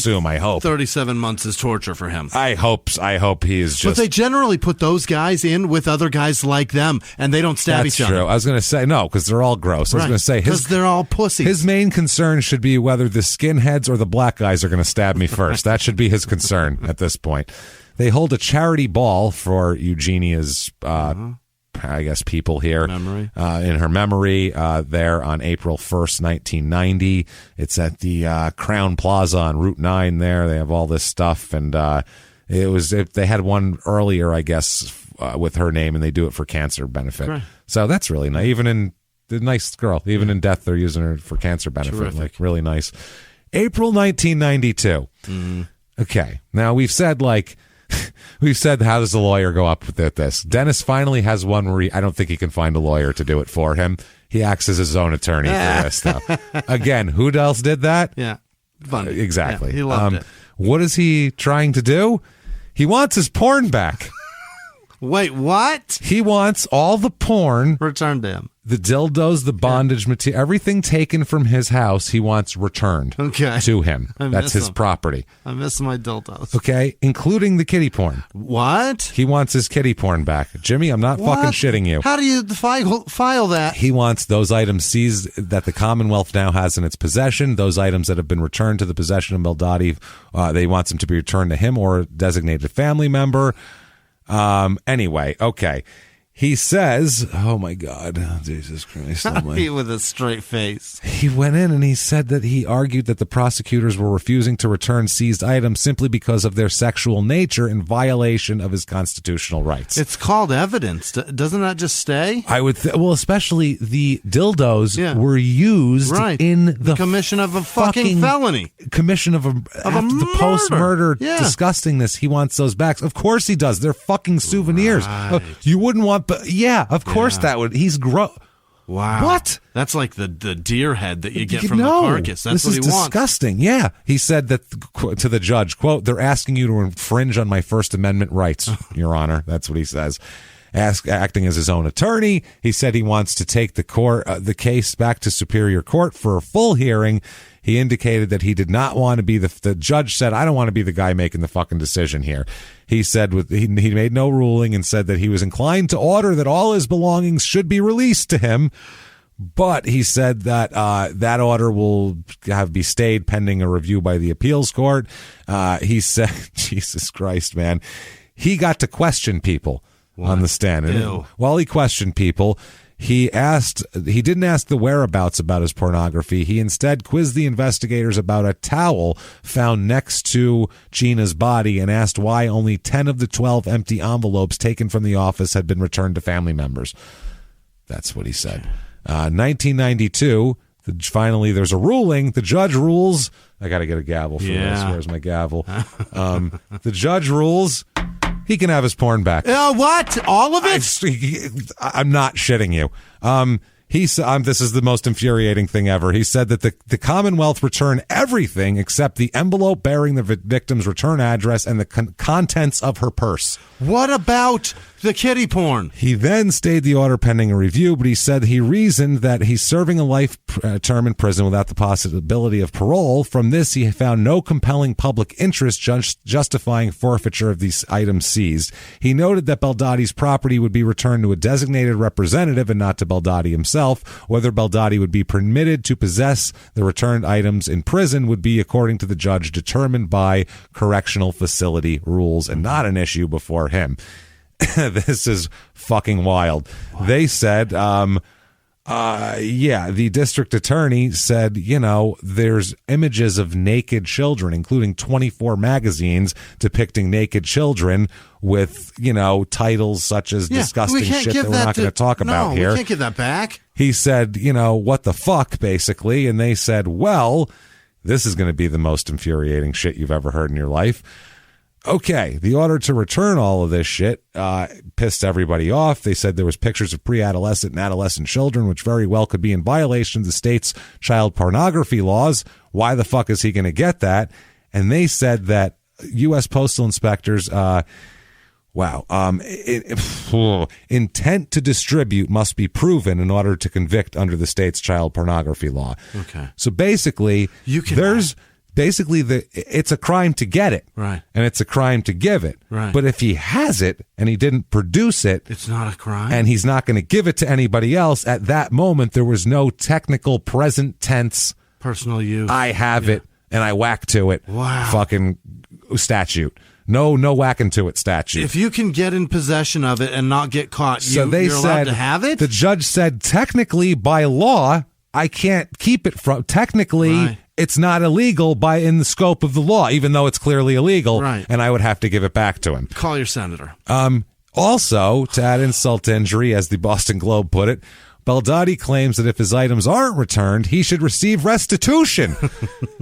Oh, my God. You should have to purchase those from me. Well, at that point, we should lock him up forever for... what the... and keep everything. There you go. You just tried to sell me kitty porn, you motherfucker. sold the DA kitty porn. Case closed. Burn it. Case closed. Done. Now burn that shit. Oh my God! That should be enough, right? Saying I deserve restitution. You just told me you're just trying to sell me a kid's dick. Yeah, I'm. Gets worse. September 95, he sues over cancer fears. Mm-hmm. He said he's upset because they used a chemical agent to detect traces of blood on him, so he's suing for $6 million because he might get cancer from it. Join a class action suit, sir. It's the chemical orthotolidine, which is known to cause cancer. Probably not in one application. I would assume people who are constantly exposed to it, like the doctor probably has to worry about it, not one guy who touched his arm once. It's the guy that sprays the Roundup that is the guy that's most exposed to it. You know what I mean? It's not. Yeah, it's not the guy that stocks the shelves. Exactly. They said that it is. He said that he's very nervous at the thought of coming down with cancer and has difficulty sleeping. Police captain said he wasn't exposed to the chemical. The chemical is not applied directly to the skin. You can see it like over it. It's whatever. It attaches itself to it, and it's like how they do fingerprints back in the day there's a certain trick you can do. Well, there's a trick you can do to get prints that are on shit with never mind. Okay. So August 20th, watch Beverly Hills Cop 2. It's in there. With the tape? No. They're with you can burn something and get a... Oh, okay. Yeah. All right. So August 23rd, 1996, the final ruling on the porn. I've never been so interested in whether a man gets his pornography or not here. So they finally said that the Commonwealth argues that restoring his possession of 4 dildos, 24 items of alleged child pornography, and numerous sexually explicit productions, including tamed and tortured body torture and tortured ladies, would justifiably spark outrage and disgust in the general public. The decision is you cannot have your fucking porn back, you disgusting asshole. Good. No. They said it's a 3-judge panel said that it's not in the public interest for your disgusting ass to get your porn back. Fuck you. How's that? We threw it away. We don't care. They said in these circumstances, to return the property would be so offensive to the basic concepts of decency treasured in a civilized society, it would undermine the confidence that the people have the right to expect in the criminal justice system. Phew. Exactly. That's why there's appeals. Okay. 2013, Dennis and 2 other prisoners sued. They bring a lawsuit up to try to get voting rights from prison. Well, we've already established that. Again, worry about not getting ass raped. Right. Worry about whether the skinheads or the black guys will stab you first for what you've done. Are you fucking kidding me? You don't get a say in what happens out here when you have life without parole. That's what I'm saying. Fuck you. If you're going to come back, then yeah, maybe, or I don't know, whatever the fuck, we'll talk about it, or, Life without? Fuck you. Because I looked it up. Massachusetts, too, is one of the 14 states that prohibit people from voting while incarcerated in prison, but return the right immediately upon release. So you don't have to wait 5 years. There's no re-application for your rights. You get out, you can vote tomorrow because you're out. I hate that shit when that person can't vote now. Well, you know what? Come on. You fucking break. Yeah. If somebody wants to vote, well, that's going in a different direction. If they want to participate in society like that, that's a completely different direction than whatever put them in prison. Right. So that's that positive. Shows that they are super invested in what's happening. That's like getting a job, doing things like that, voting. These are like society things that we do. So if you're involved in that, that's great. That's good. Yeah, that's not underground. So I like that. But I don't like that he wants to be involved in the shit that happens out here. You've lost that right. They told him to fuck off anyway, but still, legislators said that people who've committed murder and other heinous crimes don't deserve to vote. One guy said, this is Paul Frost, a representative. This is an issue about justice. Philosophically, no, this one guy says he doesn't believe that inmates have the right to vote at all. I don't know, whatever. I guess while you're in there, it's kind of hard, but at the same time, I don't know. Whatever. That's a life without. I never want you telling me how to live my life. Your life without. Right. I don't care. You showed us that you don't know how to live a life. Well, that's what I mean. You've kind of lost it with a murder. Mm-hmm. Like, we need to separate murder from everything else too. I think that's the other thing. We have to separate like violent crime, big time. Like, we need to separate how people are housed, everything. You can't put violent criminals in with people who aren't violent. Yeah. You're making a predatory situation. You're making other people violent that wouldn't have been violent because now they have to be violent, and it's not good for later. And people will say, "Oh, well, they're in prison. Fuck them." I'm not like that anyway. But either way, even if you are like that, unless you're this guy, they are not going to be in prison forever. Yeah. So when they do get out, do you want them extra pissed off, or do you want them with like kind of a purpose and somewhere to go? Yeah. I'd rather just somewhere to go, something to do. I don't know. That's just me. The other point is that that's about as political as we get. If you're going to push somebody in prison and just say, well, whatever, fuck them, they're in prison, and they're on a not so long term, eventually they're not going to be in prison. That's what I mean. And they are help them and get not in prison. And you just now sharpened the knife. You know exactly. What I mean? They're going to come out and be You're going to eat those words. And it's only because people. And I get the thought behind this, and I get the feeling behind. So they go in there, do something wrong, and they get to get an education, or they get to get that, and then they come out and they're got to step up over my kid who has no education. Well, first of all, that person's prison education and their prison on there will put them below your kid on the scale of things anyway. So don't worry about that. If your kid's such a fuck up, he's getting picked over by somebody that has a violent prisoner. I not get even it, violent, because I didn't go to school or anything like that too. But I don't know. I don't care about shit like that. You have to think about the bigger picture anyway. Because what about otherwise this person's going to keep going back in jail, and in the end, guess who keeps paying for them? You're upset about it. So if you're so upset about it, make them not have to go back. It's better. I don't know. So anyway, they ended up doing some other shit, but has nothing to do with them. They went nowhere with that. So anyway, he currently is at MCI Norfolk, which is a medium security prison. Yeah. I feel like is that in Massachusetts? That's in Massachusetts, and that's the county they're in. Okay. Yeah.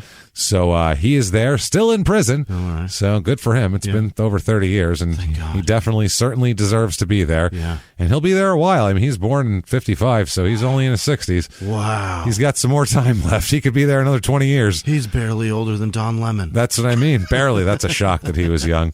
Eugenia Conti Haratsis was buried at the Edwards Church Cemetery in Framingham. I believe that's where she's from. Yeah. And, that poor girl. Jesus, 22 years old. So young. What a waste. 22 years old. That is disturbing. Waste.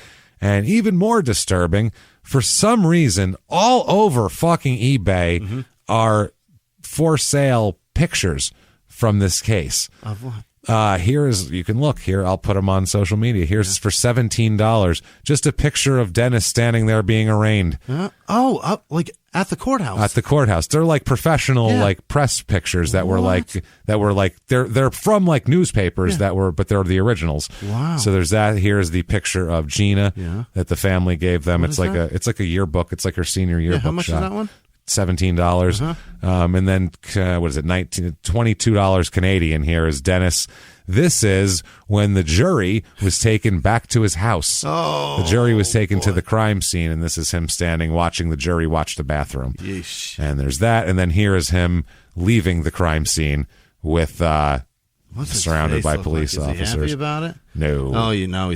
He's no, very disappointed. Happy. I hate that we had to be here with strangers. This is my happy place. This is my happy place. Now, that house at 25 Paul Revere is the address in Needham. Yep. That house sold in 2002 for $405,000, then sold again in 2003 for $545,000. Yeah. It's currently off the market. Someone lives there. Right. I don't know if they know what happened there. I'm sure they do. I fucking hope so. That neighborhood, someone had to have told them. Someone told them. But right now, the Zestimate on the thing there on Zillow is $1,007,218. That's a nice return after 15 years. Not bad. What about the one people? They sold it for a $140,000 profit in a year. Not bad. Not too shabby. They bought it cheap because it's a murder house, and then they fucking unloaded it to someone who didn't know it was a murder house. Where'd they go, property made brothers? Some cash. That is Needham, Massachusetts. And I don't know, one of the most twisted, weird, fucked up people. I would be surprised if there's not more. I'm shocked if that's just his first. I think he's done it before, but not to this extent. I think there's somewhere in Boston or somewhere outside of his comfort zone. There are places where they have found women, maybe street women, things maybe like children possibly, whatever he could find they didn't know. They found him behind a dumpster or something, and that was his first attempts, and he never got to do his thing. And finally, he had in his environment with nobody around, all the dildos, all the bullshit, all the cutting he wanted. He could do anything he wanted with somebody little that he could work out his fantasy. Finally, maybe he couldn't this was it. I don't know, but I personally, just from what I've heard, I would be surprised if it was his first, although the clumsiness of the getaway would suggest that he definitely didn't plan it out very well for a guy who's smarter than that. Or he got to a point where he was like, fuck, there is blood everywhere, and I can't get, this is my parents' house. Yeah. I am not going to get her out of here. I'm just going to call the cops. Do you think that he started trying to have sex with her? She resisted, and so he started strangling her possibly to whatever, and then once he's strangling her, I mean, we got to go all the way with it. Right. Can't choke her halfway, then let her go home to her husband. Right, she's gonna tell. Who's gonna come over and kick the shit out of me, probably, or call the cops, or do something. Find out I got his pictures. Come over with a bunch of guys from Framingham and beat the piss out of me while screaming about the Red Sox. That's not a good thing. I don't want that to happen. So, maybe he decided to go the rest of the way. Kill her, and then once he killed her, he was like, well, she's dead. Now I get to do anything, what else am I going to do but all the shit I want to do? But then once he bagged her up, he was probably like, oh my God, a dead body's much heavier than I thought. This is heavy. There's blood everywhere. Yeah. I don't know where to put a dead body because I'm not, I haven't done this a million times. Even filling it into bags from my house to take my house. What am I going to drive away with this? What if I get pulled over? This is my parents' house. That's what I mean. So who knows? I don't know. If you know. Tell us, tell somebody, but most of all, tell the world. Get on Apple Podcasts, that purple icon. Give us a review. They help a ton. They really do. We don't know why. 5 stars would be wonderful. Also, go to shutupandgivememurder.com, where we have to announce that the first part of the year's shows, I think it's the first 4 or 5 months through May, have been moved again, 2021, because obviously there's no 1,000-person theater shows going on anywhere in the country, so we're not going to be the only ones doing that. That would be insane, and you'd be insane, and it would be pointless. So we'd look like dicks, and then we'd get you sick. No one's doing any of that. So it'll be moved, and when we can do it, we'll do it. And we are going to have another virtual live show. Yes. This time we'll do the actual small town murder. We'll do a case. It'll be just like a live show. We got a better sound set up this time. It's going to be really awesome and like a real live show just in your living room because we can't get anywhere else to you guys. So Do that. Check all that out. Listen to Crime and Sports as well. Also listen to P.S. I Hate This Movie. Follow us on social media. Right. Please. We are at Murder Small on Twitter, at Small Town Pod on Facebook, and at Small Town Murder on Instagram. Patreon, you want to have the bonus episodes. Right. They are awesome. They're really great. We have tons of good Patreon stuff. We really do. It's not just us sitting here, dicking off on Patreon. It's a real thing. We make it funny. It's always good. And you can get all of that bonus stuff, including last week's, which was on the American Murder documentary on Netflix about Chris Watts. That horrible shit that he did to his wife. And what a story. His fucking poor little babies. Gee, everything that happened today is terrible, but that compared to that is those babies. I can't get that out of my fucking head. James, to get that out of my head, I searched him and read up on his behavior in prison. He was caught. He's such an idiot. He was caught with his underwear and KY Vaseline, James, in another guy's cell. There you go. There you go. It's great. There you go, Watts. Well, he has that great body that he's been working on. So you can get all of that wonderful, terrible stuff there. And you get all the Crime and Sports bonus, too. So tons of amazing bonus stuff. Patreon.com/Crime and Sports. And also, Jimmy will give you a shout-out and mess up your name. Sure. And if you just want a shout-out and to have good karma, you can do that as well. Be a producer in another way.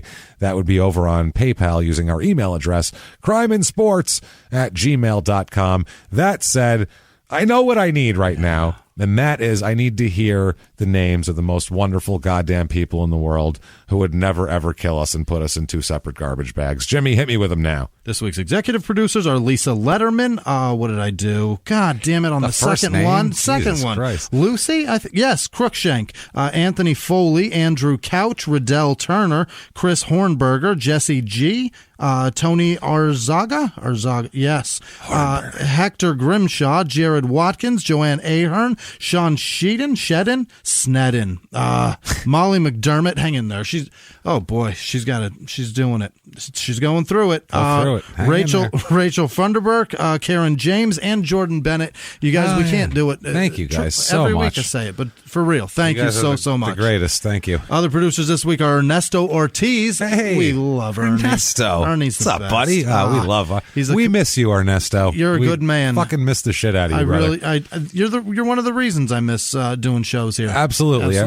He's a Phoenix comic who's one of the few that we like, honestly. Adore, really. And he's terrific. Funny too. Very funny guy. Find him on Twitter or wherever. Yeah. Ernesto Ortiz. I don't know what his handle is. It's probably like, I don't know. If you look up that, you'll find him. Yeah, he's a great dude. He's a great guy. He'll be friends with us. Yeah. Or following us. Yeah, you'll know that's that. the guy. Yeah. Other producers are Risa Wadden, I think, Anthony Munoz, Patricia Hilliard. Offensive lineman for the Cincinnati Bengals? I think so. He's a Hall of Famer. He is a Hall of Famer. Thanks, Anthony Munoz. Sorry, Ernesto. Anthony's cooler. Patricia Hilliard, Shannon St. Louis. She's the daughter of St. Louis. Emily Petrowski. That's wonderful. Juanita Sinan. I don't think that's Simon. I think it's Sinan. Giovanna Vargas. Lee Jennings. Oh, boy. Kat Ferguson. I mean, this isn't going to be a good week for me. Rosie Goldstein, Dave Brown, Tina Gresham, Elizabeth J., Michaela Campbell, Kayla Christina. Here's what I did. I figured I write better with pencil, so I wrote it in pencil. I can't read pencil. I can write better, but I can't read. Reading is the other issue. Kayla Christine, Michaela Campbell, Elizabeth J., Dylan Marsh, Kyla Joy, Martha with no last name, Valerie Ann Woods, Destiny Woolslayer. Better with that light? Nope. Okay, never mind. Turn another light on for Jimmy. It's not helping. No, so the light actually bounces off the pencil. So now the whole sheet's just a blur. Now it's like wet asphalt. I'm going to do my best. Okay. Listen, Sarah Turner, I said that. Michelle Themmons, Destiny Woolslayer, Eliza Rose, Joe Freeman, Miles Joyner, Michelle Warren, Bonsai Hansen, Frank, what did I do? Crowley, Maureen Perno, Corona Protze, I think, Protze.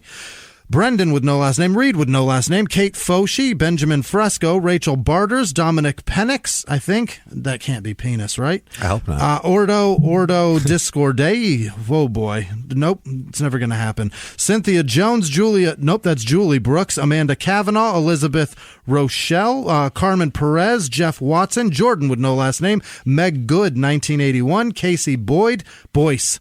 Katie Medwid. Hey. That's what I did. Michael Ratkovich. I know a guy named Kovic, and he's a fucking rat, so that makes sense. Bubble Sprite, Sarah Grusing, Jessica Kempfer, Talia Dabbs, Clayton Barney. Oh my God. John? That can't be right. Jono. John? Jono. Oh, I was going to say. Jono Wynn. Clayton. All of that hemming and hawing for John, Jimmy. There's an issue here. Clayton Barney, Talia Dabbs, Mary Greats, Maddie with no last name, Nikki Albertson, Eric Gonzalez, Julia Kaleher, Samantha Pitchell, Raylene Gutierrez, Ashley Whittam, Mike Jefferson, Jeremy Barea. It's Italian, James. Who knows? Alex, never get it right. Alex Haywood, Anastasia Sigelski, I think. No, probably not. Luke Hopper, Jackie Meadows, Carolyn Edwards, Adam Crane, Steph with no last name, Kim Bales, Emily Osborne, Mary Mihaffey, Christy Pacholich, Drunk Bray Wyatt, that's a wrestler, right? Yes, I think so. Nick Longley, probably Luke's kid. I'm sure. Bradley Drivdahl, Susan Nichols, Patrick Crickell, no, Creakle, Maureen Kavanaugh, Trevor Bald Guy, Summer Blinko, Becky, nope, that's Beck JL, Susan Nichols, I said that, Nick Bunting, Deja Garver Cole, Heather Dustman, Jesus, Michaela Reginek. That can't be right. Connor Francis, Dulce Garcia, Megan Ray, David Watts, what is this, Stephanie May? I think that's right. Kayla Christine, Katie with no last name, Brooke Chatta, Cindy Filzen, Metal Mike 68, Martha with no last name, Jamie with no last name, Joey Scarlett, Trey Wildley, I think, Kate Hayden, Cat Hayden, God damn it. David with no last name, Jeremy Swenson, David Plant, Ryan Quick, Katie Bartman, Maya Panette, N.D. Abbott, Lance Howard, Holly Norwood, Brady K, Sammy Wagner, R. Choo Choo, Robin James, Johnny Flores, Lisa Watson, Brian Corcoran, Stephanie Vassar, probably Phil's daughter. I'm sure. Absolutely. I mean, I wouldn't doubt it. I do that so I can fix this. Elizabeth Goldstein, Lori Saucy, Matt Graff, Hannah Waters, Luis Moreno, Naima J, Daniel Oliver, Danny Chestnut, Paula Hlade, Hlade. That's never going to happen. Cassandra Lee Piddle, Leanne with no last name. Adam Joel Rottenberry, Brady. Barry Rotten. I don't know. Braden with no last name. Tiffany Savage, Caitlin Payne. What a disaster. Rory Owen, Gabrielle Maline, Lydia Plant. God damn it. Carol Young, Rob Gold, Russ Kieran, I think. Rebecca Stanovich, Sam C., Daniel Morgan, Jennifer Reed, Christina Ward, Robert Farmer, Emma Thomas, Jared Watkins. CPS took it. She's crying. CPS took her baby. She's crying. Her. God, that's the best documentary ever made. Madison Snotherly, Donis House, Jason Stewart, Anders Hansen, Kaylin Fraser. God damn it. She's the sexiest of the White family. She makes the boo-coos and the boo-coos. Cricket Hilliard, Info Sports Now, Sophie Aitken, William Horton, probably Tim's son, right? I assume. Or he hears a who, one of the two. Sandy with no last name. Crystal Moon, Becky Safarik, Dustin Gibson, Tammy Yerkes, Addison Berkey, I think, Ben Slater, Ghosty with no last name, Lupe with no last name, Leanna Martin, Heather White, Scott Hamilton, Sarah Grubb, Rebecca Mildren, Will Hart, Mariah, I think, Maria. It's too many letters. It doesn't make sense. You looked at me. I don't have it in front. I don't know what the fuck I was. Sinead with no last name. Ken Jr., Darla Percy, Ashlyn Michelle, Michael Reeves, Melissa Kakapoo P.P. Shire. What? Right. Royal is her last name. James Martyr, and he donated both ways. Well, James has been around forever. Thank you so much. Man. Bill Nickel, Brandon Jane, Kyle Garrett, Peggy Gerard, Jennifer Franklin, Anthony Foley, Emily Klaus, Brett King, Julie Smith, Chris Steele, Kimberly Diane, Jody Petzmeyer, SB with no last name, Lee Cast, Libosaurus Rex, Javette Clark, Taylor with no last name, Thomas Malloy, Callie with no last name, Colleen Harrigan, Meisenholder, Meredith Baker, Ashley Aranda. Oh, man. I'm really just not good at this. Erica Fowler. I don't know why I promised this when I'm terrible at it. Evan Carey, Callum Lane, Kyle Nordberg, Kelly Weaver, John with no last name, Luke Kane, Annie Bull, Marco Luna, Tanya Christie, Batman with no last, because that's he doesn't what need it is. That's Batman. We know him. Yeah. And shit and Nerner. What? Aw shit and Nerna. Oh boy. Casey Marr, Elizabeth Rakowski, Christy Torpy. Yes, Mandy Grafeo, Emily Costa, Christina Anderson, Melissa Sigler, Tiffany, begrudgingly getting it right, Tiffany Reynolds, Erica Parra, Kat Hayden. I said she donated like 3 times wow, this week. Thank you so much. Kat. Appreciate it. Kyle McGovern, Jessica Ruker, Callan Boyle, Chris Brown, Jason DeMeo, Joseph Merkel, oh boy, Addie Swanner, Chris Turner Neal, Liz Hernandez, Jennifer Kubala, Taylor with no last name, Erica, probably with an X. That sounds like a pornographic He-Man character. Erexa, Lord of the rock hard penis. I dig her. Aaron with no last name, Teddy O'Donovan, Kathy Heffelfinger, I think.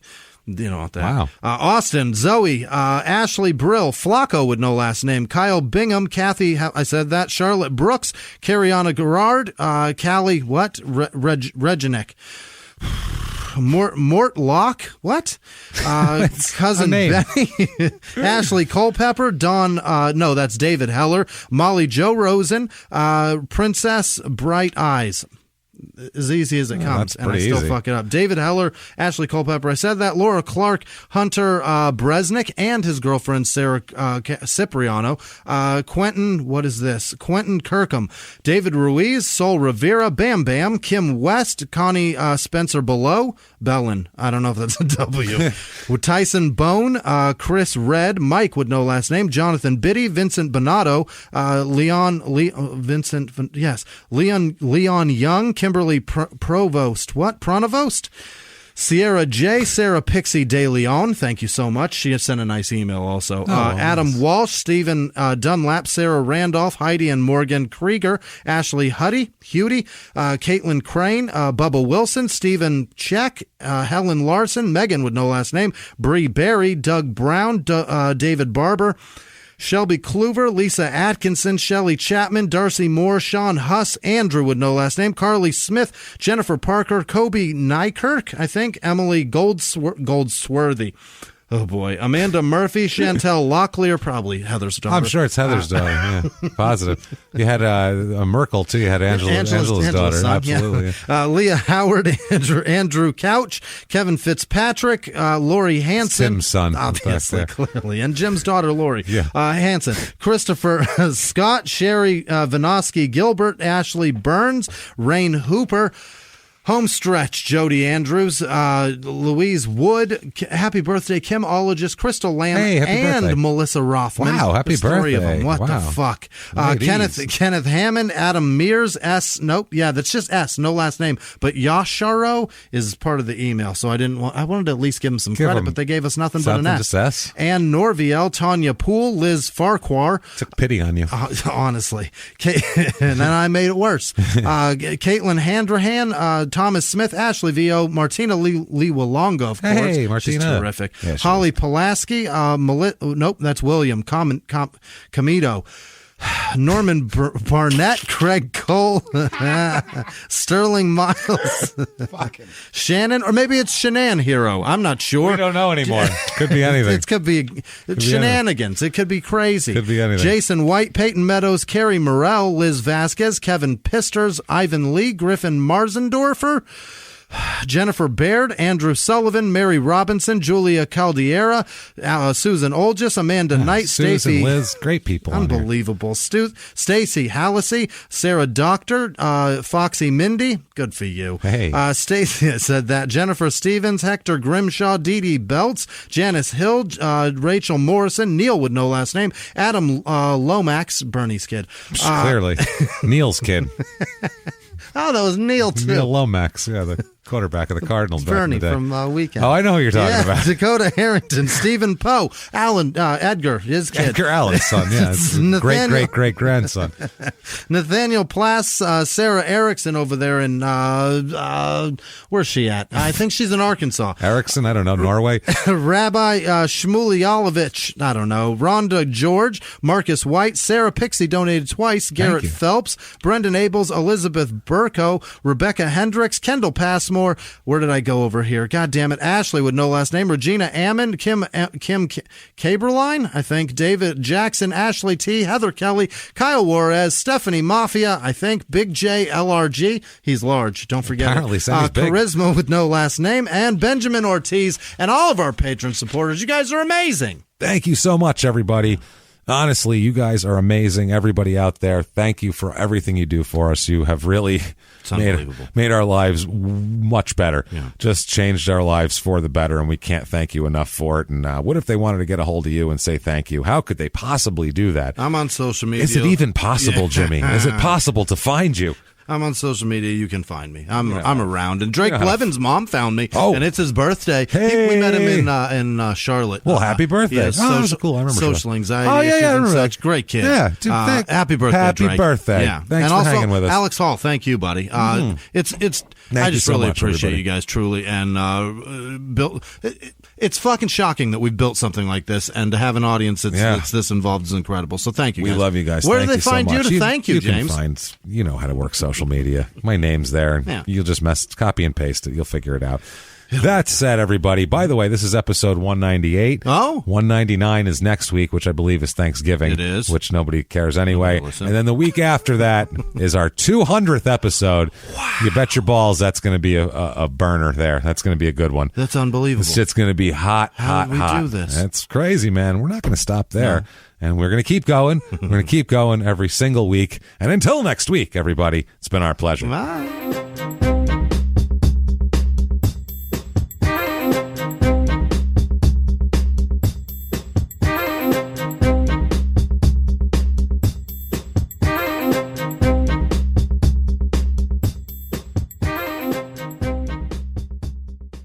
If you like Small Town Murder, you can listen early and ad-free now by joining Wondery Plus in the Wondery app or on Apple Podcasts. Prime members can listen early and ad-free on Amazon Music. Before you go, tell us about yourself by filling out a short survey at Wondery.com/survey. In the 1980s, a rosé swept the country. Hey, Mike, I really like this White Zinfandel. Well, good. Now put it down. I'm going to try another one. White Zin became America's top-selling wine. But most don't know that this sweet drink has a sour history. What began in 1986 with counterfeit bottles. A big fraud, a multi-million-dollar fraud. Sent investigators chasing one of the most powerful families in the business, the Licciardis. But the closer the feds got to them, the more dangerous things became. It's a story of deceit. At the time, I was paranoid. Threats. You touch my kids, I will kill you. And murder. With a .22 caliber bullet to the head. What started with a scheme to mislabel wine spilled into a blood-soaked battle for succession.